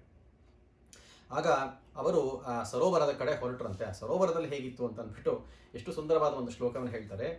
ಘನ ರಸ ನಿಕರೋ ಸಾವಂತರತ್ಯಂತ ಶುದ್ಧೋ ಮುನಿಗಣ ಇವ ಭೂಯ ಸ್ನೇಹವಾನ್ ಪ್ರಾಗ್ದಧಾನಃ ಅಖಿಲಜ್ಞಸ್ಯ ಅಪರೋಕ್ಷೇಣ ತಾವತ್ ಸ್ಫುಟಮಲಭತ ರೂಪಂ ಮಜ್ಜನೆ ಸಜ್ಜನೇಷ್ಟಂ. ಸರೋವರದಲ್ಲಿ ಆಚಾರ್ಯರು ಹೋಗಿ ಮಿಂದರು, ಇಷ್ಟು ಹೇಳಬೇಕಾಗಿದೆ. ಏನು ಸಾಧಾರಣ ಶ್ರೀಮದಾಚಾರ್ಯರು ಹೋಗಿ ಒಂದು ಚಕ್ರತೀರ್ಥ ಬಿತ್ತು, ಅದರಲ್ಲಿ ಮುಳುಗಿ ಎದ್ದರು, ಇಷ್ಟು ಮಾತನ್ನು ಹೇಳಬೇಕಾಗಿದೆ. ನಾರಾಯಣ ಪಂಡಿತರ ಚಿಂತನೆ ಮಾಡುವ ಕ್ರಮ ನೋಡಿ. ಆ ಸರೋವರದಲ್ಲಿ ಮೊಟ್ಟ ಮೊದಲು ಆ ಸರೋವರಕ್ಕೆ ಶ್ರೀಮದಾಚಾರ್ಯರ ಪ್ರತಿಬಿಂಬ ಕಾಣಿಸ್ತಂತೆ. ಅಂದರೆ ಅವರು ಅಲ್ಲಿ ಹತ್ತಿರ ಬಂದಾಗ ಅವರ ಪ್ರತಿಬಿಂಬ ನೀರಿನಲ್ಲಿ ಕಾಣಿಸ್ತಂತೆ. ಅದಾದ ನಂತರ ಅವರು ನೀರಿನಲ್ಲಿ ಸ್ವತಃ ಮುಳುಗಿದಾಗ ಆ ನೀರಿಗೆ ತಾವು ಶ್ರೀಮದಾನಂದ ತೀರ್ಥರ ನೇರವಾದ ಸಂಪರ್ಕ ಬಂತು. ಅದು ಹೇಗಿತ್ತು ಅಂತಂದರೆ ಮುನಿಗಳಿಗೆ, ಭಗವಂತನ ಧ್ಯಾನವನ್ನು ಮಾಡುವಂಥ ಮುನಿಗಳಿಗೆ ಮೊದಲು ಬೇರೆ ಎಲ್ಲ ಶಾಸ್ತ್ರಗಳಿಂದ ಕೇಳಿ ಬಂದಿರುವಂಥ ಪರೋಕ್ಷ ಜ್ಞಾನವಿರುತ್ತೆ. ಅವರ ಮನಸ್ಸಿನಲ್ಲಿ ಭಗವಂತ ಪರೋಕ್ಷವಾಗಿ ಮೂಡಿರ್ತಾನೆ. ಆದರೆ ಧ್ಯಾನ ಪರಿಪಕ್ವವಾದಾಗ ಆ ಭಗವಂತನ ಅಪರೋಕ್ಷ ಜ್ಞಾನವಾಗಿ ಭಗವಂತ ಸಾಕ್ಷಾತ್ ಅವರ ಮನಸ್ಸಿನಲ್ಲಿ ಹೋಗಿ ಕೂತ್ಕೋತಾನಂತೆ. ಅದೇ ರೀತಿ ಅದನ್ನು ಹೋಲಿಸುತ್ತಾ ಇಲ್ಲಿ ಆ ಸರೋವರಕ್ಕೆ ಮೊದಲು ಶ್ರೀಮದಾಚಾರ್ಯರ ಪ್ರತಿಬಿಂಬ ದರ್ಶನವಾಯಿತಂತೆ. ಅದಾದ ನಂತರ ಅವರು ಮುಳುಗಿದಾಗ ನೇರವಾಗಿ ಬಿಂಬ ದರ್ಶನವೇ ಆಯಿತು ಅಂತಂದ್ಬಿಟ್ಟು ಅದನ್ನು ಆ ರೀತಿ ಹೋಲಿಸ್ತಾರೆ. ತುಂಬ ಸುಂದರವಾದ ಮಾತುಗಳಿಂದ ಹೋಲಿಸ್ತಾರೆ. ಅದಾದ ನಂತರ ಸಾಕ್ಷಾತ್ ಆ ಸರೋವರದಲ್ಲಿ ಇದ್ದುಕೊಂಡು ಅಲ್ಲಿಂದ ಎಲ್ಲ ಚಕ್ರಾಂಕಿತಗಳು, ಸಾಲಿಗ್ರಾಮಗಳು ಇತ್ಯಾದಿಗಳಿಗೆಲ್ಲಕ್ಕೂ ಅಲ್ಲಿ ಅಭಿಷೇಕವನ್ನು ಮಾಡಿ ಸುಂದರವಾಗಿ ಅದನ್ನು ಇದು ಮುಗಿಸಿ ಬರ್ತಾರೆ. ಅದಾದ ನಂತರ ನಿರ್ಮಾಲ್ಯ ತೀರ್ಥವನ್ನು ಅಲ್ಲೇ ಪ್ರಾಶನವನ್ನು ಮಾಡಿ ಎಲ್ಲರಿಗೂ ಕೂಡ ನಿರ್ಮಾಲ್ಯ ತೀರ್ಥವನ್ನು ಕೊಡ್ತಾರೆ. ಆ ನಿರ್ಮಾಲ್ಯ ತೀರ್ಥದ ಒಂದು ವರ್ಣನೆ ಹೇಳ್ತಾರೆ. ಇದು ಎಷ್ಟು ಶ್ರೇಷ್ಠವಾದದ್ದು ಅಂದರೆ ದ್ವಾದಶ ಅಬ್ದ ಉಪವಾಸ ಪ್ರತಿಫಲಮಲಂ ಅಂತಂದ್ಬಿಟ್ಟು 12 ವರ್ಷಗಳ ತನಕ ಉಪವಾಸ ಮಾಡಿದರೆ ಬರುವಂತಹ ಶ್ರೇಷ್ಠವಾದ ಫಲ ಒಂದು ಹರಿನಿರ್ಮಾಲ್ಯವನ್ನು, ಪಾದೋದಕವನ್ನು ಸ್ವೀಕಾರ ಮಾಡಿದರೆ ಬರುತ್ತೆ ಅಂತಂದ್ಬಿಟ್ಟು ಅಷ್ಟು ಶ್ರೇಷ್ಠವಾದದ್ದು ಹರಿಪಾದೋದಕ. ಅದನ್ನು ಈ ಪೂಜೆಗಳನ್ನೆಲ್ಲ ಇಲ್ಲಿ ಅಭಿಷೇಕವನ್ನು ಮಾಡಿ ಹರಿಪಾದೋದಕವನ್ನು ತಾವು ಸ್ವೀಕರಿಸಿ ಎಲ್ಲ ಭಕ್ತರಿಗೂ ಕೊಟ್ಟು ಅದಾದ ನಂತರ ಆ ನಿರ್ಮಾಲ್ಯದ ತೀರ್ಥದಲ್ಲಿಯೇ, ಇದು ನಿರ್ಮಾಲ್ಯ ತೀರ್ಥ, ಇದು ನಿರ್ಮಾಲ್ಯ ತೀರ್ಥದಲ್ಲಿಯೇ ತಾವು ಗೋಪಿಚಂದನವನ್ನು ಧಾರಣೆ ಮಾಡಿದರು ಅಂತ ಹೇಳ್ತಾರೆ. ತರಣಿರಿಭ ಗೌರೈರೂರ್ಧ್ವ ಪುಂಡ್ರೈರ್ ದ್ವಿಷಡ್ಭಿಃ ಸದನ ಪರಮಚಕ್ರ ಉದೀರ್ಣ ತೇಜ ಹರಿಷ್ಠ ಅಂತ ಮಾತನ್ನು ಹೇಳ್ತಾರೆ. 12 ಊರ್ಧ್ವ ಪುಂಡ್ರಗಳು ಊರ್ಧ್ವಪುಂಡ್ರಗಳನ್ನು ಮತ್ತು ಚಕ್ರ ಶಂಖ ಎಲ್ಲ ಇತ್ಯಾದಿ ಭಗವಂತನ ಚಿಹ್ನೆಗಳನ್ನೆಲ್ಲವನ್ನು ಕೂಡ ಧಾರಣೆ ಮಾಡಿದರು. ಅದು ಆ ನಿರ್ಮಾಲ್ಯ ತೀರ್ಥದ ಅಭಿಷೇಕದವಾಗಿರುವಂಥ ನೀರಿನಲ್ಲಿ ಆ ಗೋಪಿಚಂದ್ರನವನ್ನು ಧಾರಣೆ ಮಾಡಬೇಕು ಅನ್ನುವಂಥದ್ದು ಕ್ರಮ. ಅದನ್ನು ಮತ್ತೆ ಇಲ್ಲಿ ತೋರಿಸ್ಕೊಡ್ತಾರೆ. ಅದನ್ನೆಲ್ಲ ಮಾಡಿದ ನಂತರ ಸಮಧಿಗಧಿಷಣಸ್ಯ ಪ್ರೇಕ್ಷಮಾಣೋ ಜನೌಘ ಅಂತಲ್ಲ ಆ ಮಾತನ್ನು ಹೇಳಿ ಆ ಶಿಷ್ಯರೆಲ್ಲರೂ ಕೂಡ ಅವರು ಆ ಚಕ್ರತೀರ್ಥದಿಂದ ಪೂಜೆಗಳನ್ನು ಮಾಡಿ ನಿರ್ಮಾಲ್ಯ ತೀರ್ಥವನ್ನೆಲ್ಲರಿಗೂ ಕೊಟ್ಟು ಮತ್ತೆ ವಾಪಸ್ ಬರ್ತಾ ಇರಬೇಕಾದ ಸಂದರ್ಭದಲ್ಲಿ ಹರಿಪಾದೋದಕವಾಯಿತು, ಗುರುಪಾದೋದಕ ಆಗಬೇಕಲ್ಲ ಅನ್ನುವಂಥ ಅಭಿಪ್ರಾಯದಿಂದ ಸಾಕ್ಷಾತ್ ಶ್ರೀಮದಾನಂದ ತೀರ್ಥರು ಅದು ಎದ್ದು ಬಂದು ನಡ್ಕೊಂಡು ಬರ್ತಾ ಇದ್ರೆ ಅವರ ಪಾದದಿಂದ ಬಿದ್ದಂಥ ನೀರನ್ನು ಎಲ್ಲರೂ ಕೂಡ ಅತ್ಯಂತ ಭಕ್ತಿಯಿಂದ ತಲೆ ಮೇಲೆ ಹಾಕೋತಾ ಇದ್ದಾರೆ. ಆ ಯತಿಗಳಿಗೆ ಪಾದಪೂಜೆ ಮಾಡುವುದು ಒಂದು, ಯತಿಗಳೇ ತಾವು ಸಾಕ್ಷಾತ್ ನಡ್ಕೊಂಡು ಹೋಗ್ತಾ ಇರ್ಬೇಕಾದ್ರೆ ತಮ್ಮ ಪಾದದಿಂದ ಬಿದ್ದಂಥ ನೀರನ್ನ ಎಲ್ಲರೂ ಕೂಡ ಧಾರಣೆ ಮಾಡ್ತಾ ಇದ್ರೆ ಅಲ್ಲಿ ಧರಿತ್ರಿ ಅಂದರೆ ಭೂಮಿ ದೇವಿಗೆ ಸ್ವಲ್ಪ ಅಸೂಯೆ ಆಯ್ತಂತೆ. ನನಗೆ ಬರುವಂಥ ಪುಣ್ಯವನ್ನು ಎಲ್ಲ ಕಿತ್ಕೋತಾ ಇದ್ದೀರಲ್ಲಪ್ಪ ಅಂತಂದ್ಬಿಟ್ಟು ಸ್ವಲ್ಪ ಅಸೂಯೆ ವ್ಯಕ್ತಪಡಿಸುವ ಹಾಗೆ ಮಾಡಿಕೊಂಡ್ಲೋ ಏನೋ, ಆದರೂ ಕೂಡ ಆಕೆಗೆ ಕ್ಷಮಾ ಅಂತ ಹೆಸರಿರುವುದರಿಂದ ಎಲ್ಲವನ್ನೂ ಕ್ಷಮೆ ಮಾಡಿ ಇರಲಿ ನನ್ನ ಭಕ್ತರು ನೀವೆಲ್ಲ ಅಂತ ಅಂದ್ಬಿಟ್ಟು ಅನುಗ್ರಹ ಮಾಡಿದಾಳೇನೋ ಅನ್ನುವಂಥ ಒಂದು ರೂಪಕವನ್ನು ಇಲ್ಲಿ ತೋರಿಸ್ಕೊಡ್ತಾರೆ. ಇದಾದ ನಂತರ ಪೂಜೆ ಕೂತ್ಕೋತಾ ಇದ್ದಾರೆ ಶ್ರೀಮದಾನಂದ ತೀರ್ಥರು. ಅವರ ಶಿಷ್ಯರು ಪೂಜೆಗೆ ಕಲಶೋದಕವನ್ನು ತರಬೇಕು. ಕಲಶೋದಕ, ಶಂಖೋದಕ, ಒಟ್ಟಿನಲ್ಲಿ ಅಗ್ರ್ಯೋದಕ ಅಂತ ಕರೀತಾರೆ. ಅದನ್ನು ತರಬೇಕು. ಅದನ್ನು ಹೇಗೆ ತಂದರು ಅಂತ ಹೇಳ್ತಾರೆ. ಅವಿದಿತ ರಸಭೇದಂ ಶೀತಲಂ ಲಘ್ವಗಂಧಂ ವಿಮಲಮಮಲಪಾಣಿ ಪಾಣಿಜೈರಪ್ರವಿಷ್ಟಂ ವದನ ಪವನಭೀತ್ಯಾ ಪಾರ್ಶ್ವತೋ ಬಿಭ್ರದಗ್ರ್ಯಂ ಕಮಥ ಕನಕಪೂರ್ಣಂ ಸಂಯಮೀ ಹಾನಿನಾಯ. ನಾನು ಇದೇ ಮಾತುಗೋಸ್ಕರ ನಾನು ಹೇಳಿದೆ ಇದು ಒಂದು ಗೈಡ್ ಬುಕ್ ಥರ ಅಂತ ಅಂದ್ಬಿಟ್ಟು ಆ ಒಂದೊಂದು ಶಬ್ದವನ್ನು ತಿಳಿದುಕೊಂಡು ಈ ರೀತಿ ಮಾಡಬೇಕು ಅಂತ ನಾವು ಕ್ರಮವನ್ನು ಬರೆದಿಟ್ಕೋಬೇಕು. ಹಾಗಿದೆ ಆ ಕಲಶದ ನೀರನ್ನು ಹೇಗೆ ತರಬೇಕು ಅಂತಂದರೆ ಅದರಲ್ಲಿ ಇರುವಂಥ ರಸವನ್ನು ತಾವು ತಿಳಿದಿರಬಾರದು. ಅಂದರೆ ರುಚಿ ನೋಡುವಂಟು ಮಾಡ್ಕೊಂಡು ತೊಗೊಂಬರುವಂಥದ್ದೆಲ್ಲ ಅಲ್ಲ. ಅಂದರೆ ಅರ್ಥಾತ್ ಪರಿಶುದ್ಧವಾಗಿ ಒಂದು ಸ್ವಲ್ಪವೂ ಎಂಜಿಲಾಗದಂತೆ ಪರಿಶುದ್ಧವಾಗಿ ತರಬೇಕು. ಶೀತಲಂ, ಬಿಸಿ ನೀರು ಮತ್ತೊಂದು ತರಬಾರ್ದು. ಶೀತಲವಾಗಿರುವ ತಣ್ಣೀರಲ್ಲಿ ಅಭಿಷೇಕ ಮಾಡಬೇಕು, ಪೂಜೆ ಮಾಡಬೇಕು ಅಂತಿದೆ. ಲಘು ಅಗಂಧಂ ಅಂದರೆ ಅದರಲ್ಲಿ ಏನೋ ದುರ್ವಾಸನೆಯೋ ಒಂದು ವಾಸನೆಯೂ ಇರಬಾರದು. ಶುದ್ಧವಾದ ಪರಿಶುದ್ಧವಾದ ನೀರಿರಬೇಕು. ಮತ್ತು ವಿಮಲ ಮಮಲಪಾಣಿ ಪಾಣಿಜೈರಪ್ರವಿಷ್ಟಂ, ತರುವಂಥ ವ್ಯಕ್ತಿಯು ಕೂಡ ಒಳ್ಳೆ ಸ್ವಚ್ಛವಾಗಿ ತಮ್ಮ ಕೈಗಳನ್ನು ತೊಳೆದುಕೊಂಡು ತಮ್ಮ ಉಗುರುಗಳು ಆ ಕಲಶದ ನೀರಿಗೆ ತಾಕದಂತೆ ತರಬೇಕು. ಪಾಣಿಜೈರಪ್ರವಿಷ್ಟಂ ಅಂದರೆ ಕೆಲವರು ಇದು ಮಾಡ್ತಾರೆ, ಕೊಡಗಳನ್ನು ಸ್ವಲ್ಪ ಭಾರ ಇದ್ದರೆ ದೊಡ್ಡದ ಕೊಡಗಳನ್ನು ತರ್ತಿರ್ತಾರೆ. ಆ ಕೊಡದ ಒಳಗಡೆ ಒಂದು ಹಿಂಗೆ ಕೈ ಹಾಕಿ ಅದನ್ನು ಹಿಂಗೆ ಎತ್ಕೊಂಡು ಬರ್ತಿರ್ತಾರೆ. ಸುಲಭ ಆಗತ್ತೆ ಎತ್ಕೊಳ್ಳೋದಕ್ಕೆ. ಅವೆಲ್ಲ ಮಾಡಬಾರ್ದಂತೆ. ಕಲಶವನ್ನು ತರಬೇಕಾದ್ರೆ ಆ ತಮ್ಮ ಉಗುರುಗಳು ಕಲಶದ ನೀರಿಗೆ ಪ್ರತ್ಯೇಕ ಅದು ತಾಕಿಸಬಾರದು. ಅದನ್ನು ಆ ರೀತಿ ಎತ್ಕೊಂಡು ಬರಬೇಕು ಅಂತ. ಮತ್ತೆ ವದನ ಪವನ ಭೀತ್ಯ ಪಾರ್ಶ್ವತೋ ಬಿಭ್ರದಗ್ರ್ಯಂ, ತಾವು ಉಸಿರಾಡಿದ್ರೆ ಆ ಉಸಿರಿನಿಂದ ಎಲ್ಲಿ ಆ ಕಲಶದ ನೀರು ಮೈಲಿಗೆ ಆಗತ್ತೋ ಅನ್ನುವ ಕಾರಣದಿಂದ ಹೀಗೆ ಪಕ್ಕಕ್ಕೆ ಕೊಡಗಳನ್ನು ತಮ್ಮ ಪಕ್ಕಕ್ಕೆ ಹಿಂಗೆ ಒಂದು ಭುಜದ ಮೇಲೋ ಏನೋ ಒಟ್ಟಿನಲ್ಲಿ ಪಾರ್ಶ್ವತೋ ಬಿಭ್ರದಗ್ರ್ಯಂ ಪಕ್ಕದಲ್ಲಿ ಇಟ್ಟುಕೊಂಡು ತಂದ್ರಂತೆ. ಅಂಥ ಒಂದು ಕಂ ಅಥ ಕರಕಪೂರ್ಣಂ ಸಂಯಮೀ ಹಾನಿನಾಯ, ಅತ್ಯಂತ ಸಂಯಮದಿಂದ ಹೊಂದಿರುವಂಥ ಒಬ್ಬ ಯತಿಶ್ರೇಷ್ಠರು ಆ ಕಲಶವನ್ನು ತಂದುಕೊಟ್ಟರು ಅಂತ ವರ್ಣನೆ ಮಾಡ್ತಾ ಇರೋದು. ಒಂದು ಕಲಶದ ನೀರನ್ನು ಆಚಾರ್ಯರ ಪೂಜೆಗೆ ತಂದುಕೊಟ್ಟರು ಅಂತ. ಆದರೆ ಅದರಲ್ಲಿ ನಮಗೆ ತತ್ವವನ್ನು ಎಷ್ಟು ಸ್ಪಷ್ಟವಾಗಿ ತಿಳಿಸ್ಕೊಡ್ತಾ ಇದ್ದಾರೆ ಅಂದರೆ ಈ ರೀತಿ ದೇವರ ಪೂಜೆಯನ್ನು ಮಾಡಬೇಕು. ಒಂದು ದೇವರ ಪೂಜೆಗೆ ಮಾಡುವಂಥ ನಾವು ಏನೇನು ಸಾಧನಗಳನ್ನು ಸಿದ್ಧ ಮಾಡಿಸಿಕೊಂಡು ಏರ್ಪಡಿಸ್ತೀವೋ ಅವೆಲ್ಲದರಲ್ಲೂ ಕೂಡ ಎಷ್ಟು ಸಾಧ್ಯವಾಗುತ್ತೋ ಅಷ್ಟು ಶುದ್ಧಿ ನೈರ್ಮಲ್ಯವನ್ನು ಮಡಿಯನ್ನು ನಾವು ಕಾಪಾಡಿಕೊಂಡು ಮಾಡಬೇಕು. ಇಲ್ಲದಿದ್ದರೆ ಅದರಲ್ಲಿ ಏನು ಸ್ವಾರಸ್ಯವಿಲ್ಲ ಅನ್ನುವಂಥ ಮಾತನ್ನು ತಿಳಿಸ್ಕೊಡೋದಕ್ಕೋಸ್ಕರ ಇಷ್ಟು ವಿಸ್ತೃತವಾಗಿ ಆ ಮಾತನ್ನು ಹೇಳ್ತಾರೆ. ಅಂಥ ಒಂದು ಶ್ರೇಷ್ಠವಾದ ಕಲಶ ಮತ್ತು ಶಂಖಗಳಿಂದ ಕೂಡಿರುವಂಥ ಒಂದು ಪ್ರಸಂಗದಲ್ಲಿ ಶ್ರೀಮದಾಚಾರ್ಯರು ಸುಂದರವಾಗಿ ಅವುಗಳಿಂದ ಭಗವಂತನ ಅಭಿಷೇಕಾದಿಗಳನ್ನು ನೆರವೇರಿಸಿದರು ಅಂತಂದ್ಬಿಟ್ಟು ಅಭಿಷೇಕಗಳಿಂದ ಮಾಡಾದ ಮೇಲೆ ವಿಮಲ ಮಲಯಜಾಂಭೋ ಬಿಂದುಭಿರ್ಚಾರ್ಚಿದಾರ್ಚೋ ನವಲಲಿತ ತುಲಸ್ಯ ಪುಷ್ಪರಾಜ್ಯ ಅರ್ಚಯತ್ ಸಹ ಸ್ಥಲಜ ಜಲಜವಲ್ಲೀ ವೃಕ್ಷ ವೀರುತ್ ಸಮಸ್ತ ಪ್ರಸವ ವಿಜಯಲಕ್ಷ್ಮ್ಯ ಮೂರ್ತಯೇಂದ್ರೀಂದಿರೀಶಂ. ಶ್ರೇಷ್ಠವಾದ ತುಳಸಿ ದಳಗಳು, ಶ್ರೇಷ್ಠವಾದ ಗಂಧದ ಅದು ಬಿಂದುಭಿರ್ ಅಂಭೋಜ ಮಲಯಜಾಂಭೋ ಬಿಂದುಭಿರ್ ಚಾರ್ಚಿತಾರ್ಚೋ ಅಂತ ಗಂಧವನ್ನು ಏರಿಸಿದರು, ಪುಷ್ಪಗಳನ್ನು ಏರಿಸಿದರು, ಮತ್ತು ತುಳಸಿ ದಳವನ್ನು ಏರಿಸಿದರು. ಮತ್ತು ಯಾವುದೋ ಸಾಧಾರಣವಾದ ಪುಷ್ಪಗಳನ್ನು, ಅದಕ್ಕೆ ಶ್ರೇಷ್ಠವಾದ ವಿಹಿತವಾದ ಪುಷ್ಪಗಳನ್ನು, ಅದು ಬಳ್ಳಿಗಳಲ್ಲಿ ಬೆಳೆದಿರಬಹುದು ಅಥವಾ ಆಕಾಶದಲ್ಲಿ ಬೆಳೆದಿರುವಂಥ ಮರಗಳಲ್ಲಿ ಬೆಳೆದಿರಬಹುದು, ವಿಶೇಷವಾದ ಪ್ರತ್ಯೇಕವಾದ ವಿಹಿತವಾಗಿರುವಂಥ ಹೂಗಳನ್ನು ತಂದು ಅದರಿಂದ ಅರ್ಚನೆ ಮಾಡಿದರು. ಅದರಲ್ಲೂ ವಿಷಯವನ್ನು ಹೇಳ್ತಾರೆ. ಮಲಯಜಾಂಬೋ ಬಿಂದುಭಿಹಿ ಅಂತ ಯಾಕೆ ಹೇಳ್ತಾ ಇದ್ದಾರೆ ಅಂತಂದರೆ ಈ ಗಂಧವನ್ನು ಅರ್ಪಣೆ ಮಾಡಬೇಕಾದ್ರೆ ಅದರಲ್ಲೂ ಕ್ರಮವಿದೆ. ಗಂಧ ಚೆನ್ನಾಗಿ ತೆಗೆದುಬಿಟ್ಟು ನೀರಾಗಿರುವಂಥ ಗಂಧವನ್ನು ಸುಮ್ಮನೆ ಹಚ್ಚಿಬಿಡೋದು ಹಾಗಲ್ಲ, ಅದು ಕ್ರಮವಲ್ಲ. ನೀರಾಗಿರುವಂಥ ಗಂಧವನ್ನು ಹಚ್ಚೋದಲ್ಲ, ಹೋಗಲಿ ಗಂಧ ಚೆನ್ನಾಗಿ ಅದನ್ನು ತೆಗೆದುಬಿಟ್ಟು 1 ಗಂಟೆ ಪಕ್ಕಕ್ಕಿಟ್ಟು ಅದೆಲ್ಲ ಒಣಗಿದ ಮೇಲೆ ಅದನ್ನು ಏನೋ ಒಂದು ಪುಡಿ ಥರ ಆಗಿರುತ್ತೆ, ಆ ಪುಡಿಯನ್ನು ಚೆನ್ನಾಗಿ ಮೆತ್ತಬಿಡೋದು ಅದು ಅಲ್ಲಂತೆ. ಮಧ್ಯದಲ್ಲಿ ಇರಬೇಕು, ಅಂದರೆ ಹಸಿಯಾಗಿರಬೇಕು, ಉಂಡೆ ಮಾಡಿರಬೇಕು.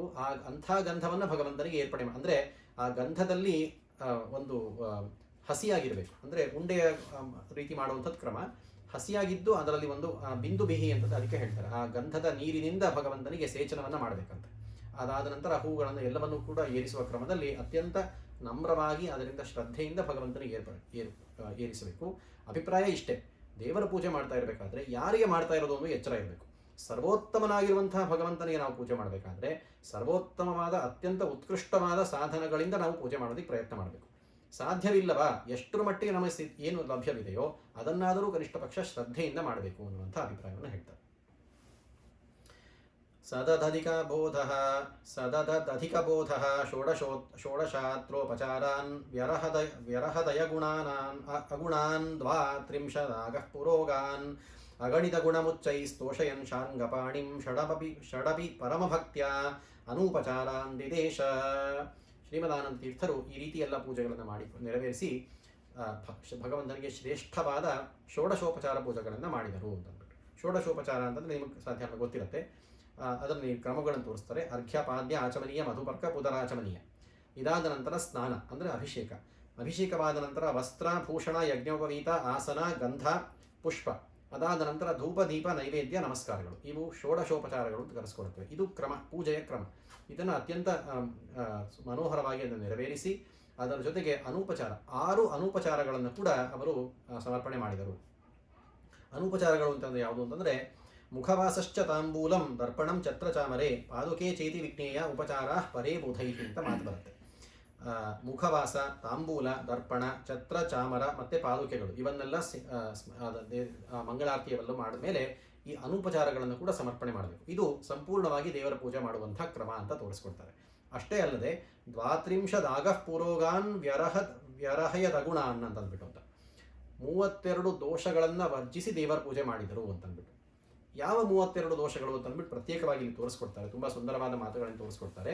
ಕ್ರಮಗಳನ್ನು ಅರ್ಥ ಮಾಡಿಕೊಂಡಿರಬೇಕು ಅಂತನ್ನೋದಕ್ಕೆ. ಕೆಲವೆಲ್ಲ ಸಾಧಾರಣ ನಮಗೆ ದಿನನಿತ್ಯದ ಪ್ರಸಂಗದಲ್ಲಿ ಅದು ಬರದೇ ಇರಬಹುದು. ಕಪ್ಪು ವಸ್ತ್ರವನ್ನು ಉಟ್ಟುಕೊಂಡು ಪೂಜೆ ಮಾಡಬಾರದು, ಒದ್ದೆ ಬಟ್ಟೆಯಲ್ಲಿ ಪೂಜೆ ಮಾಡಬಾರದು, ಶವವನ್ನು ದರ್ಶನ ಮಾಡಿ ಬಂದ ನಂತರ ಪೂಜೆ ಮಾಡಬಾರದು. ಇವೆಲ್ಲವೂ ಇರುತ್ತೆ ಕ್ರಮಗಳು. ಏನಾದರೂ ಹೊಟ್ಟೆಯಲ್ಲಿದ್ದಂತೆ ಪೂಜೆ ಮಾಡಬಾರದು, ಇದು ಒಂದಿದೆ. ಅಜೀರ್ಣವಾಗಿರುವಂಥ ವಸ್ತು ಹೊಟ್ಟೆಯಲ್ಲಿದ್ದರೆ ಪೂಜೆ ಮಾಡಬಾರದು, ಶುದ್ಧವಾಗಿರಬೇಕು. ಅರ್ಥಾತ್ ಪೂಜೆ ಮಾಡುವುದಕ್ಕೆ ಮುಂಚೆ ಅಷ್ಟು ಹೊತ್ತು ಉಪವಾಸದಲ್ಲಿದ್ದು ಪೂಜೆಯನ್ನು ಮಾಡಿರಬೇಕು. ಚೆನ್ನಾಗಿ ಒಂದಷ್ಟು ಕಾಫಿ ತಿಂಡಿ ಕುಡ್ಕೊಂಡು ಒಂದಷ್ಟು ಎಲ್ಲ ಮಾಡ್ಕೊಂಡು ಆಮೇಲೆ ಪೂಜೆಗೆ ಏರ್ತೀನಿ ಅಂತಂದರೆ ಅದು ಕ್ರಮವಲ್ಲ. ಈ ರೀತಿ ಮಾಡಬೇಕು ಅಂತವೆಲ್ಲ ಕ್ರಮಗಳಿವೆ. ಅಂದರೆ 32 ದೋಷಗಳನ್ನು ತೋರಿಸ್ಕೊಡ್ತಾರೆ. ಅವೆಲ್ಲವನ್ನೂ ವರ್ಜಿಸಿ ಅತ್ಯಂತ ಪರಿಶುದ್ಧವಾಗಿ ಪೂಜೆಯನ್ನು ಮಾಡಿದರು ಶ್ರೀಮದಾನಂದ ತೀರ್ಥರು ಅಂತಂದ್ಬಿಟ್ಟು ಆ ಮಾತುಗಳನ್ನು ಹೇಳ್ತಾರೆ. ಇಷ್ಟೆಲ್ಲ ಆದ ಮೇಲೆ ಮುಖ್ಯವಾದ ಒಂದು ಪೂಜೆಯನ್ನು ನೆರವೇರಿಸಿದರು. ಅದೇನು ಅಂದರೆ ಅಷ್ಟ ಭಾವಪುಷ್ಪಗಳ ಸಮರ್ಪಣೆಯನ್ನು ಮಾಡಿದರು ಅಂತ ಹೇಳ್ತಾರೆ. ಅಂದರೆ ಪೂಜೆಗಳನ್ನೆಲ್ಲ ಮಾಡಿದ ಮೇಲೆ ಇದು ಯಾರೂ ಮಾಡೋದಿಲ್ಲ ಈಗಿನ ಕಾಲದಲ್ಲಿ ಅಂದ್ಕೊಳ್ಳಿ. ಭಗವಂತನ ಧ್ಯಾನವನ್ನು ಮಾಡಬೇಕು. ಅದು ಹೇಗೆ ಅಂತಂದರೆ ಅಷ್ಟದಳದ ಪದ್ಮದಲ್ಲಿ ಕುಳಿತಿರುವಂಥ ಭಗವಂತನ ಮೂರ್ತಿಯನ್ನು ಚಿಂತನೆ ಮಾಡ್ತಾ, ಆ ಅಷ್ಟದಳಗಳು ಯಾವುವು ಅಂತಂದರೆ ಆ ದಳಗಳಲ್ಲೇ ಸಾಕ್ಷಾತ್ ಅಷ್ಟ ಲಕ್ಷ್ಮಿಯ ರೂಪ ಇದೆ ಅಂತ ಚಿಂತನೆ ಮಾಡಿ, ಆ ಅಷ್ಟದಳದ ಪದ್ಮದಲ್ಲಿ ಕುಳಿತಿರುವಂಥ ಭಗವಂತನನ್ನು 8 ಹೂವುಗಳು, ಅದು ಯಾವುದು ಅಂದರೆ ಭಾವಪುಷ್ಪಗಳು, ಅಂದರೆ ಮನಸ್ಸಿನಲ್ಲಿ ಅರ್ಪಣೆ ಮಾಡುವಂಥ ಪುಷ್ಪಗಳು ಅಂತ ಅನುಸಂಧಾನ ಮಾಡಿ ಭಗವಂತನ ಧ್ಯಾನವನ್ನು ಮಾಡಬೇಕಂತೆ. ಅದು ಯಾವುವು ಅಂತ ಹೇಳ್ತಾರೆ. ಅಹಿಂಸಾ ಪ್ರಥಮಂ ಪುಷ್ಪಂ ಪುಷ್ಪಮಿಂದ್ರಿಯ ನಿಗ್ರಹ ಸರ್ವಭೂತದಯಾ ಪುಷ್ಪಂ ಕ್ಷಮಾಪುಷ್ಪಂ ವಿಶಿಷ್ಯತೆ ಜ್ಞಾನಪುಷ್ಪಂ ತಪಃ ಪುಷ್ಪಂ ಧ್ಯಾನಪುಷ್ಪಂ ತು ಸಪ್ತಮಂ ಸತ್ಯಂ ಚೈವಾಷ್ಟಮಂ ಪುಷ್ಪಂ ಏಭಿಸ್ತುಷ್ಯತಿ ಕೇಶವಃ ಅಂತ ಮಾತನ್ನು ಹೇಳ್ತಾರೆ. ಅಹಿಂಸಾ, ಇಂದ್ರಿಯ ನಿಗ್ರಹ, ಸರ್ವಭೂತ ದಯಾ, ಕ್ಷಮ, ಜ್ಞಾನ, ತಪ ಮತ್ತು ಧ್ಯಾನ ಮತ್ತು ಸತ್ಯ. ಈ ಹೆಸರಿನ 8 ಭಾವಪುಷ್ಪಗಳನ್ನು ಸಮರ್ಪಣೆ ಮಾಡಿ ಭಗವಂತನ ಧ್ಯಾನವನ್ನು ಮಾಡಿ ಪೂಜೆಯನ್ನು ಸಮರ್ಪಣೆ ಮಾಡಿದರು ಅಂತ ಹೇಳ್ತಾರೆ. ಎಷ್ಟು ಇವೆಲ್ಲವೂ ಒಳ್ಳೆಯ ಸಾತ್ವಿಕವಾದ ಕ್ರಮದಲ್ಲಿ ನಡೆಕೊಂಡು ಬಂದಿರುವಂತಹ ಎಲ್ಲ ಮನೆತನಗಳಲ್ಲಿ ಇವೆಲ್ಲವನ್ನು ತುಂಬ ಶ್ರದ್ಧೆಯಿಂದ ಮಾಡ್ಕೊಂಡು ಬರುವಂಥ ಕ್ರಮ ಇದೆ. ನಮಗೆ ಈ ಕ್ರಮಗಳಿದೆ ಅನ್ನೋಂಥದ್ದೇ ನಮಗೆ ಪರಿಚಯ ಇಲ್ಲ. ಅಷ್ಟರ ಮಟ್ಟಿಗೆ ನಾವು ಅದರಿಂದ ಚ್ಯುತರಾಗಿಬಿಟ್ಟಿದ್ದೀವಿ ದುರಾದೃಷ್ಟವಶಾತ್. ಆದರೆ ಇಂಥವೆಲ್ಲ ಇದೆ ಅಂತ ಅರ್ಥ ಮಾಡಿಕೊಂಡು ಎಷ್ಟು ಅನುಸಂಧಾನಕ್ಕೆ ಸಾಧ್ಯವೋ ಅಷ್ಟು ತಂದುಕೊಂಡು ಭಗವಂತನ ಚಿಂತನೆಯನ್ನು ಮಾಡಿ ಪೂಜೆಯನ್ನು ಮಾಡಿದರೆ ಎಲ್ಲೋ ಮಾಡಿದ ಒಂದು ಕ್ರಮಕ್ಕೂ ಸಾರ್ಥಕ್ಯ ಬರ್ತದೆ ಅಂತ ಅಭಿಪ್ರಾಯ.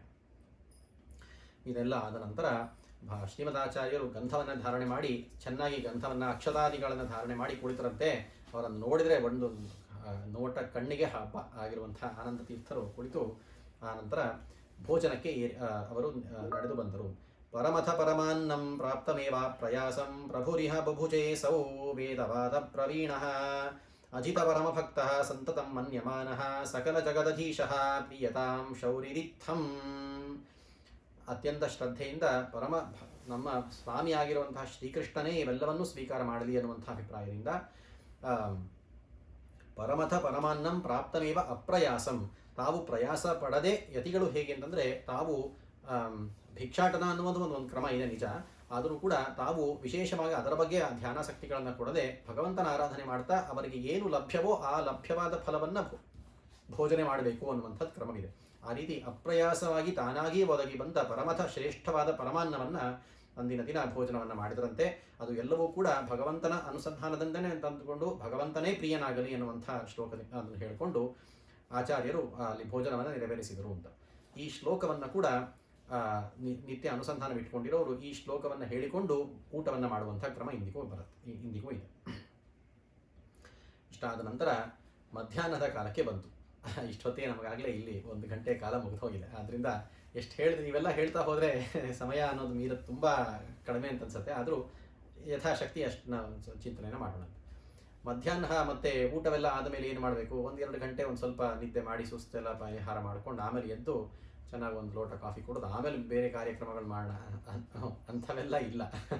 ಆದ್ದರಿಂದ ಶ್ರೀಮದಾಚಾರ್ಯರೇ ಸದಾಚಾರ ಸ್ಮೃತಿಯಲ್ಲಿ ಹೇಳಿಬಿಟ್ಟಿದ್ದಾರೆ, ವೇದಶಾಸ್ತ್ರ ವಿನೋದೇನ ಪ್ರೀಣಯನ್ ಪುರುಷೋತ್ತಮಂ ಅಹಶೇಷಂ ನಯೇತ್ ಅಂತ ಮಾತನ್ನು ಹೇಳ್ತಾರೆ. ಅಂದರೆ ಆ ದಿನದಲ್ಲಿ ಪೂಜೆ ಮತ್ತು ಭೋಜನಗಳ ಎಲ್ಲ ಆದಮೇಲೆ ಏನು ಭಾಗವಿದೆಯೋ ಅಂಥ ಒಂದು ಭಾಗವನ್ನು ಯಾವುದನ್ನು ಕಳಿಬೇಕು ಅಂತಂದರೆ ಕಾವ್ಯಶಾಸ್ತ್ರ ವಿನೋದ, ವೇದಶಾಸ್ತ್ರ ವಿನೋದೇನ ಅಂತಂದ್ಬಿಟ್ಟು ಹೇಳ್ತಾರೆ. ಅಂದರೆ ವೇದ ಇತಿಹಾಸ ಪುರಾಣಗಳನ್ನೆಲ್ಲವನ್ನು ಕೂಡ ಚರ್ಚೆ ಮಾಡುತ್ತಾ ಎಲ್ಲ ಜನಗಳ ಮಧ್ಯೆ ಈ ವರ್ಣನೆಯನ್ನು ಮಾಡ್ತಾ ಅಂಥದ್ರಲ್ಲಿ ಭೋಜನ ಮಧ್ಯಾಹ್ನದ ಕಾಲವನ್ನು ಕಳಿಬೇಕು ಅಂತ. ಅಲ್ಲಿಗೆ ಶ್ರೀಮದಾನಂದ ತೀರ್ಥರು ಮತ್ತೆ ಯಥಾ ಪ್ರಕಾರ ಮತ್ತೆ ಊಟವಾದ ನಂತರ ಮತ್ತೆ ಆ ಯೋಗಪೀಠಕ್ಕೆ ಬಂದು ಒಳ್ಳೆಯ ಒಂದು ಉಣ್ಣೆಯ ವಸ್ತ್ರದಂತೆ ಮಾಡಿರುವಂತಹ ಒಂದು ಆಸನದಲ್ಲಿ ಕುಳಿತು ಮತ್ತೆ ಶ್ರೇಷ್ಠವಾಗಿ ಆ ಎಲ್ಲ ಕವಿಜನರನ್ನೆಲ್ಲರೂ ಆ ಒಂದು ಪರಿವಾರವನ್ನೆಲ್ಲರೂ ರಂಜಿಸುವ ಹಾಗೆ ಭಗವಂತನ ಕಥೆಗಳನ್ನು ಹೇಳ್ತಾ ಅಲ್ಲೂ ಕೂಡ ಪ್ರವಚನವನ್ನು ಮಾಡ್ತಾ ಶುರು ಮಾಡಿದರು ಅಂತಂದರೆ, ಆ ಪ್ರವಚನದ ಮಧ್ಯದಲ್ಲಿ ಒಬ್ಬ ಶಿಷ್ಯ ಬಂದು ಕೇಳ್ಕೊತಾನಂತೆ, ಮೆತ್ತಿಗೆ ಕೇಳ್ಕೊಂಡಂತೆ, ಆಗಲಿ ಸರಿ ಬನ್ನಿ ಅಂತ ಬರಕ್ಕೆ ಹೇಳು ಅಂತ ಅಂದ್ಬಿಟ್ಟು ಹೇಳ್ದಂತೆ. ಅದು ಏನು ಅಂತಂದರೆ ಅಷ್ಟರ ಹೊತ್ತಿಗೆ ತನಕ ಪಾಪ ಒಂದಷ್ಟು ಗೃಹಸ್ಥ ಶಿಷ್ಯರೆಲ್ಲರೂ ಇದ್ದರಂತೆ. ಅವರು ಭಗವಂತ ಆಚಾರ್ಯರನ್ನು ನೋಡಬೇಕು, ಅವರಿಗೆ ತಮ್ಮ ಕಾಣಿಕೆಗಳನ್ನು ಸಮರ್ಪಣೆ ಮಾಡಬೇಕು, ಅವರಿಂದ ಆಶೀರ್ವಾದವನ್ನು ಪಡೆದುಕೊಳ್ಳಬೇಕು ಅಂತ ಕಾತರದಿಂದ ಕಾಯ್ತಾ ಇದ್ರಂತೆ. ಸರಿ ಬರಕ್ಕೆ ಹೇಳು ಅಂತಂದಾಗ ಆ ಶಿಷ್ಯರೆಲ್ಲರೂ ಕೂಡ ಬೆಳಗ್ಗೆ ಪಾಠ ಪ್ರವಚನಗಳಲ್ಲಿ ಆಗಬೇಕಾದ್ರೆ ನೇರವಾದ ಶಿಷ್ಯರೆಲ್ಲರ ಸಂಪರ್ಕ ಇತ್ತು. ಇವರೆಲ್ಲರೂ ಕೂಡ ತಮ್ಮ ಆ ಪ್ರಾಂತ್ಯದಲ್ಲಿ ಬಂದಿರುವಂತಹ ಹಲವಾರು ಗ್ರಾಮಸ್ಥರು, ಜನರು, ಗೃಹಸ್ಥರು ಏನೇನಿದ್ರೋ ಅವರೆಲ್ಲರೂ ಆನಂದ ತೀರ್ಥರನ್ನು ನೋಡಬೇಕು ಅಂತಂದ್ಬಿಟ್ಟು ಆ ಕಾಲದಲ್ಲಿ ಅವರಿಗೆ ಸಿಕ್ಕಾಗ ತಾವು ಮುಂದು ನಾನು ಮುಂದು ತಾನು ಮುಂದು ಅಂತ ಅಂದ್ಬಿಟ್ಟು ಎಲ್ಲರೂ ನೂಕುನುಗ್ಗಲ ಮಾಡಿಕೊಂಡು ಗುರುಗಳ ಇವತ್ತೇ ನೋಡ್ತೀವಿ ನಮ್ಮ ಶ್ರೇಷ್ಠವಾದ ಯತಿಗಳನ್ನೆಲ್ಲ ನಾವು ದರ್ಶನ ಮಾಡಕ್ಕೆ ಹೋಗಿ ಅವರ ಪ್ರವಚನ ಆದರೆ ಆ ಪ್ರವಚನ ಆದಮೇಲೆ 1,000 ಜನ ಅವ್ರ ಮೇಲೆ ಮುಗಿ ಬೀಳ್ತಾ ಇರ್ತಾರೆ, ನಮಗೆ ಮಂತ್ರಾಕ್ಷತೆ ಕೊಡಿ ಸ್ವಾಮಿ, ಮಂತ್ರಾಕ್ಷತೆ ಕೊಡಿ ಸ್ವಾಮಿ ಅಂತ. ಆ ರೀತಿ ಸಾಕ್ಷಾತ್ ಶ್ರೀಮದಾನಂದ ತೀರ್ಥರೇ ಅಲ್ಲಿ ಪ್ರವಚನ ಮಾಡೋಕ್ಕೆ ಕುಳಿತಾಗ ಎಲ್ಲ ಗೃಹಸ್ಥರು ಕೂಡ ಅವರ ಅತ್ಯಂತ ಭಕ್ತಿಯಿಂದ ಅವರ ಹತ್ರ ಹೋಗಿ ತಮ್ಮ ಕಾಣಿಕೆಗಳನ್ನು ಸಮರ್ಪಣೆ ಮಾಡಿ ಅವರಿಂದ ಎಷ್ಟು ಸಾಧ್ಯ ಅವರನ್ನು ಕಣ್ಣಿನಿಂದ ತುಂಬಿಸ್ಕೊಳ್ಳೋದೇ ದೊಡ್ಡ ವಿಷಯ ಅನ್ನುವಂಥ ಒಂದು ಅಭಿಪ್ರಾಯದಿಂದ ಸುತ್ತಮುತ್ತ ಅವರನ್ನೆಲ್ಲ ಕೂತ್ಕೊಂಡು ಇದು ಮಾಡಿದಂತೆ. ಆಚಾರ್ಯರು ಕೂಡ ಅಲಮಲಮನು ಅನುವಾದೇನ ಅನುವಾಚ್ಯೇತ ಪಶ್ಚಾತ್ ನನು ಗುರವ ಇದಾನೀಮುದ್ಯದ ಹಿ ಪ್ರವಕ್ತಂ ನಮನನ ಮಧುನಾ ದ್ರಾಗಾವ್ರಜೇತ್ಯಾಹ್ವಯತ್ತಾನ್ ಶ್ರುತ ಪರಿಚಯ ಸಕ್ತಾನ್ ಶ್ರಾವಕಾಗ್ರ್ಯಃ. ಮತ್ತೆ ಶ್ರೀಮದಾನಂದ ತೀರ್ಥರು ಮತ್ತೆ ಪ್ರವಚನ ಶುರು ಮಾಡ್ತಾರೆ ಅನ್ನುವಂಥ ಒಂದು ವಾರ್ತೆಯನ್ನು ಕೇಳಿ ಎಲ್ಲರೂ ಮತ್ತೆ ಬನ್ನಿ ನೀವು ಮತ್ತೆ ಇನ್ನೊಂದಷ್ಟು ಏನೋ ಓದ್ತಾ ಕೂತಿರ್ತಾರೆ ಪಾಪ, ಅನುವಾದ ಮಾಡಿದ್ದು ಮತ್ತೆ ನೀವು ಚರ್ಚೆ ಮಾಡ್ತಾ ಕೂತಿದ್ದು ಸ್ವಲ್ಪ ಪಕ್ಕಕ್ಕಿಡಿ ಪರವಾಗಿಲ್ಲ, ಶ್ರೀಮದಾನಂದ ತೀರ್ಥರು ಪ್ರವಚನ ಮಾಡ್ತಾ ಇದ್ದಾರೆ, ಅದು that is the most important thing ಇವಾಗ ಈ ಕಾಲದಲ್ಲಿ. ಅದನ್ನು ಮಿಕ್ಕಿದೆಲ್ಲವನ್ನೂ ಪಕ್ಕಕ್ಕಿಟ್ಟು ಸರಿಸಿ ಆನಂದ ತೀರ್ಥರ ಪ್ರವಚನವನ್ನು ಕೇಳೋಣ ಅಂತಂದ್ಬಿಟ್ಟು ಎಲ್ಲರೂ ಧಾವಿಸಿ ಬಂದರಂತೆ. ಆ ಸಂದರ್ಭದಲ್ಲಿ ಮತ್ತೆ ಶ್ರೇಷ್ಠವಾದ ಒಂದು ಎಲ್ಲ ಪ್ರವಚನವನ್ನು ಮಾಡ್ತಾ ಇರಬೇಕಾದ್ರೆ ಆ ಜನರಿಗೆ ಪಾಪ ಅದು ಸಮಯ ಕಳೆದು ಹೋಗಿದ್ದೇ ಗೊತ್ತಾಗಲಿಲ್ಲ ಅಂತ ಒಂದು ಪ್ರವಚನದ ವೈಖರಿಯನ್ನು ಕೇಳ್ತಾ ಅಷ್ಟೊತ್ತಿಗೆ ಸೂರ್ಯಾಸ್ತವೂ ಆಯ್ತಂತೆ. ಸೂರ್ಯಾಸ್ತವಾಗಿರುವಂಥ ಸಂದರ್ಭದಲ್ಲಿ ತಮ್ಮ ಶಿಷ್ಯರು ಯತಿ ಶಿಷ್ಯರು ಯಾರಿದ್ದರೋ ಅವರೆಲ್ಲರೂ ಕೂಡ ತಮ್ಮ ಆನಿಕೆಗಳನ್ನೆಲ್ಲ ಮಾಡಿಕೊಂಡು ಬ್ರಹ್ಮಚಾರಿ ವಟುಗಳು ಮತ್ತು ಗೃಹಸ್ಥರು ಯಾರ್ಯಾರು ಶಿಷ್ಯರಿದ್ದರೋ ಅವರೆಲ್ಲರೂ ಕೂಡ ಸಾಯಂ ಸಂಧ್ಯಾ ವಂದನಾದಿಗಳನ್ನೆಲ್ಲ ಮಾಡಿಕೊಂಡು ಅಗ್ನಿ ಕಾರ್ಯಗಳನ್ನು ನೆರವೇರಿಸಿದರು ಅಂತಂದ್ಬಿಟ್ಟು. ಅರ್ಥಾತ್ ಯಾರು ತಮ್ಮ ಕ್ರಮಗಳಿಗೆ ಏನು ವಿಹಿತವಾಗಿರುವಂಥ ಧರ್ಮ ಕರ್ಮಗಳಿದೆಯೋ ಅದನ್ನು ಸದಾ ಸರಿಯಾದ ಕಾಲದಲ್ಲಿ ಅವುಗಳನ್ನೆಲ್ಲ ತೀರಿಸಿ ಅವರು ಅದನ್ನು ಮತ್ತೆ ಎಚ್ಚರವಾಗಿ ಅದನ್ನು ಮುಗಿಸಿಕೊಂಡು ಆನಂತರ ಮಿಕ್ಕಿದ ಕಾರ್ಯಗಳನ್ನು ಮಾಡ್ತಾ ಇದ್ರು ಅಂತ ಬಹಳ ಮುಖ್ಯವಾದ ಅಂಶವನ್ನು ಇಲ್ಲಿ ತೋರಿಸ್ತಾರೆ. ಆನ್ಹಿಕ ಅಗ್ನಿಕಾರ್ಯ ಅಗ್ನಿಹೋತ್ರ ಇತ್ಯಾದಿಗಳನ್ನೆಲ್ಲ ಮಾಡಿದ ನಂತರ ಅಷ್ಟೊತ್ತಿಗೆ ರಾತ್ರಿ ಆಯ್ತಂತೆ, ಚಂದ್ರೋದಯವಾಯಿತು ಅಂತಂದ್ಬಿಟ್ಟು ಅದನ್ನು ತುಂಬ ಒಳ್ಳೆಯ ಸುಂದರವಾದ ಶ್ಲೋಕಗಳಿಂದ ವರ್ಣನೆ ಮಾಡ್ತಾರೆ. ಇನ ವಿರಹಮಸಹ್ಯಂ ಪ್ರಾಪ್ಯ ಪದ್ಮೈ ಸಚಕ್ರೈಶ್ಚಿರಮಿಹ ಪರಿತಪ್ತಂ ಪೂರ್ವತಪ್ತೈ ಸುತುಷ್ಟಂ ಮೃದು ಕುಮುದ ಚಕೋರೈ ಪಾದಸಂಗೇನ ರಾಜ್ಞಃ ಕಮಪಿ ಸಕಲ ಹೃದಯಂ ಕಲ್ಪಯೇನ್ನೈವ ದೈವಂ. ಮತ್ತೆ ಚಂದ್ರೋದಯವನ್ನು ಕೂಡ ಇದೇ ರೀತಿ ಸೂರ್ಯೋದಯದ ಹಾಗೆ ತುಂಬ ಸುಂದರವಾದ ಶ್ಲೋಕಗಳಿಂದ ವರ್ಣನೆ ಮಾಡ್ತಾರೆ. ಒಂದು ಶ್ಲೋಕವನ್ನು ಹೇಳ್ತೀನಿ. ಈ ಶ್ಲೋಕ ಹೇಗೆ ಹೇಳ್ತಾರೆ ಅಂದರೆ, ಪದ್ಮ ಹೂಗಳು ಅಂದರೆ ಪದ್ಮ ಕಮಲಗಳು ಮತ್ತು ಚಕ್ರವಾಕ ಪಕ್ಷಿಗಳು ಇವೆರಡಕ್ಕೂ ಕೂಡ ಸೂರ್ಯನ ಕಾಂತಿ ಎಷ್ಟಿದ್ದರೂ ಬೇಕು, ಸೂರ್ಯನ ಕಾಂತಿಯನ್ನು ಸ್ವೀಕಾರ ಮಾಡ್ತಾ ಇರುತ್ತೆ. ಚಂದ್ರ ಹುಟ್ಟಿ ಬಂದ ಅಂತ ತಕ್ಷಣ ಸೂರ್ಯನ ವಿರಹ ತಾಳಲಾರದೆ ಎಲ್ಲವೂ ಬಾಡಿ ಹೋದವಂತೆ. ಆದರೆ ಕುಮುದ ಹೂಗಳು ಮತ್ತು ಚಕೋರ ಪಕ್ಷಿಗಳು ಅಂತ ಇರುತ್ತೆ, ಅಂದರೆ ಕನ್ನೈದಿಲೆ ಅಂತ ಹೇಳ್ತಾ ಇದ್ರೆ ಅದು ಕನ್ನೈದಿಲೆ ಮತ್ತು ಚಕೋರ ಪಕ್ಷಿಗಳು, ಅವುಗಳು ಸೂರ್ಯನ ಬಿಸಿಲಿಗೆ ಬಾಡಿದ ಬಗ್ಗಿ ಹೋಗಿರುವಂಥ ಇವೆಲ್ಲವೂ ಕೂಡ ಚಂದ್ರ ಹುಟ್ಟಿದ ತಕ್ಷಣ ಎಲ್ಲವೂ ಮತ್ತೆ ಅರಳಿ ಚಂದ್ರನ ಕಡೆ ಮುಖ ಮಾಡಿದ್ವಂತೆ. ಅದಕ್ಕೇನು ಹೇಳ್ತಾರೆ ಅಂತಂದರೆ, ಯಾವ ವಿಧಿ ಅಂತ ಏನಿದೆಯೋ ಎಲ್ಲರನ್ನೂ ಒಟ್ಟಿಗೆ ಎಲ್ಲರಿಗೂ ಕೂಡ ಹೃದಯಂ ಎಲ್ಲರಿಗೂ ಮನಸ್ಸಿಗೆ ಬರುವಂಥದ್ದನ್ನು ಒಟ್ಟಿಗೆ ಅವರು ಸೃಷ್ಟಿ ಮಾಡೋದಕ್ಕೆ ಸಾಧ್ಯ ಇಲ್ಲ ತಾನೇ ಅಂತಂದ್ಬಿಟ್ಟು ತಮಾಷೆಯಾಗಿ ಹೇಳ್ತಾರೆ. ಅಂದರೆ ಎಲ್ಲರನ್ನೂ ಸಮಾಧಾನ ಮಾಡೋದಕ್ಕೆ ಬರೋದಿಲ್ಲ ಈ ಲೋಕದಲ್ಲಿ. ಎಲ್ಲರಿಗೂ ಯಾವುದಾದ್ರೂ ಒಂದು ಕಾಲದಲ್ಲಿ ಅವರಿಗೆ ಆನಂದವಿರುತ್ತದೆ, ಪ್ರತಿಯೊಂದು ಕಾಲದಲ್ಲೂ ಬೇರೆ ಏನೋ ಒಂದು ಕೊರತೆ ಇರುತ್ತೆ ಅಂತಂದ್ಬಿಟ್ಟು. ಅದೇ ಆನಂದ ತೀರ್ಥರಿಗಾದರೆ ಅವರ ಪ್ರವಚನವನ್ನು ಕೇಳ್ತಾ ಕೂತಂತಹ ಧನ್ಯ ಶಿಷ್ಯರು ಎಲ್ಲರಿಗೂ ಕೂಡ ಸದಾಕಾಲ ಅವರ ಪ್ರವಚನದಲ್ಲೇ ಮೈಮರಿತು ಅದನ್ನು ಕೇಳ್ತಾ ಇರುವಂತಹ ದೊಡ್ಡ ಭಾಗ್ಯ ಸಿಕ್ಕಿತ್ತು ಅಂತಂದ್ಬಿಟ್ಟು. ಇಲ್ಲಿ ಕೊನೆಯ 1-2-3 ಶ್ಲೋಕಗಳಲ್ಲಿ ಅಭಿಪ್ರಾಯವನ್ನು ಮಾತ್ರ ಇಲ್ಲಿ ಹೇಳ್ತೀನಿ. ಅದು ಏನು ಅಂತಂದರೆ, ಮಧ್ವ ಪ್ರವಚನವನ್ನು ರಾತ್ರಿ ಮಾಡ್ತಾ ಇರಬೇಕಾದ್ರೆ ಆ ಪ್ರವಚನವನ್ನು ಸಾರವನ್ನು ಹೇಳ್ತಾರೆ. ಶ್ರೀಮದಾನಂದ ತೀರ್ಥರು ಆ ರಾತ್ರಿಯ ಕಾಲದಲ್ಲಿ ಏನು ಮಾಡಿದರು, ಮತ್ತೆ ಸಾಯಂಕಾಲದಷ್ಟು ಹೊತ್ತಿಗೂ ಪ್ರವಚನಗಳನ್ನೆಲ್ಲ ಮಾಡಿ ಗೃಹಸ್ಥರನ್ನೆಲ್ಲ ಮತ್ತು ಬೇರೆ ಶಿಷ್ಯರನ್ನೆಲ್ಲರನ್ನೂ ಅವರು ಆಶೀರ್ವಾದ ಕೊಟ್ಟು ಮತ್ತೆ ಪ್ರವಚನಕ್ಕೆ ಕೂತ್ಕೊಳ್ಳದೆ ಬೇರೆ ಕ್ರಮಗಳೇ ಇಲ್ಲ. ಚಾತುರ್ಮಾಸ್ಯ ಅಂದರೆ ಕೇವಲ ಜ್ಞಾನಕ್ಕೋಸ್ಕರ ಮೀಸಲಾಗಿಟ್ಟಿರುವಂಥ ಧರ್ಮ ಅಂತ ಅರ್ಥದಲ್ಲಿ ಕೇವಲ ಒಂದಷ್ಟು ಕಾರ್ಯಗಳನ್ನು ಮಾಡಿಕೊಂಡು ಆನಂದ ತೀರ್ಥರು ಮತ್ತೆ ಪ್ರವಚನವನ್ನು ಮಾಡಿದರು. ರಾತ್ರಿಯಲ್ಲಿ ಹೊತ್ತಿದ್ದು ಏನು ಮಾಡ್ತಾ ಇದ್ರು ಅಂತಂದರೆ, ವಿಶೇಷವಾಗಿ ಶ್ರೀಕೃಷ್ಣನ ಕಥಾನಕಗಳನ್ನು ಹೇಳ್ತಾ ಇದ್ರು ಅಂತ ಹೇಳ್ತಾರೆ. ಅರ್ಥಾತ್ ಭಾಗವತ ಪ್ರವಚನವನ್ನು ಮಾಡ್ತಾ ಇದ್ರು ಅಂತ. ಎಷ್ಟು ಅದ್ಭುತ! ಬೆಳಗ್ಗೆ ಹೊತ್ತಿನ ಸಮಯದಲ್ಲಿ ವೇದ ಉಪನಿಷತ್ತುಗಳ ಪ್ರವಚನವಂತೆ, ಮಧ್ಯಾಹ್ನದ ಸಮಯದಲ್ಲಿ ವೇದಶಾಸ್ತ್ರಗಳ ವಿನೋದವಂತೆ, ಸಾಯಂಕಾಲದಲ್ಲಿ ಮತ್ತೊಂದು ಪ್ರವಚನ, ಮತ್ತೆ ರಾತ್ರಿಯ ಹೊತ್ತಿನಲ್ಲಿ ಭಾಗವತ ಪ್ರವಚನ.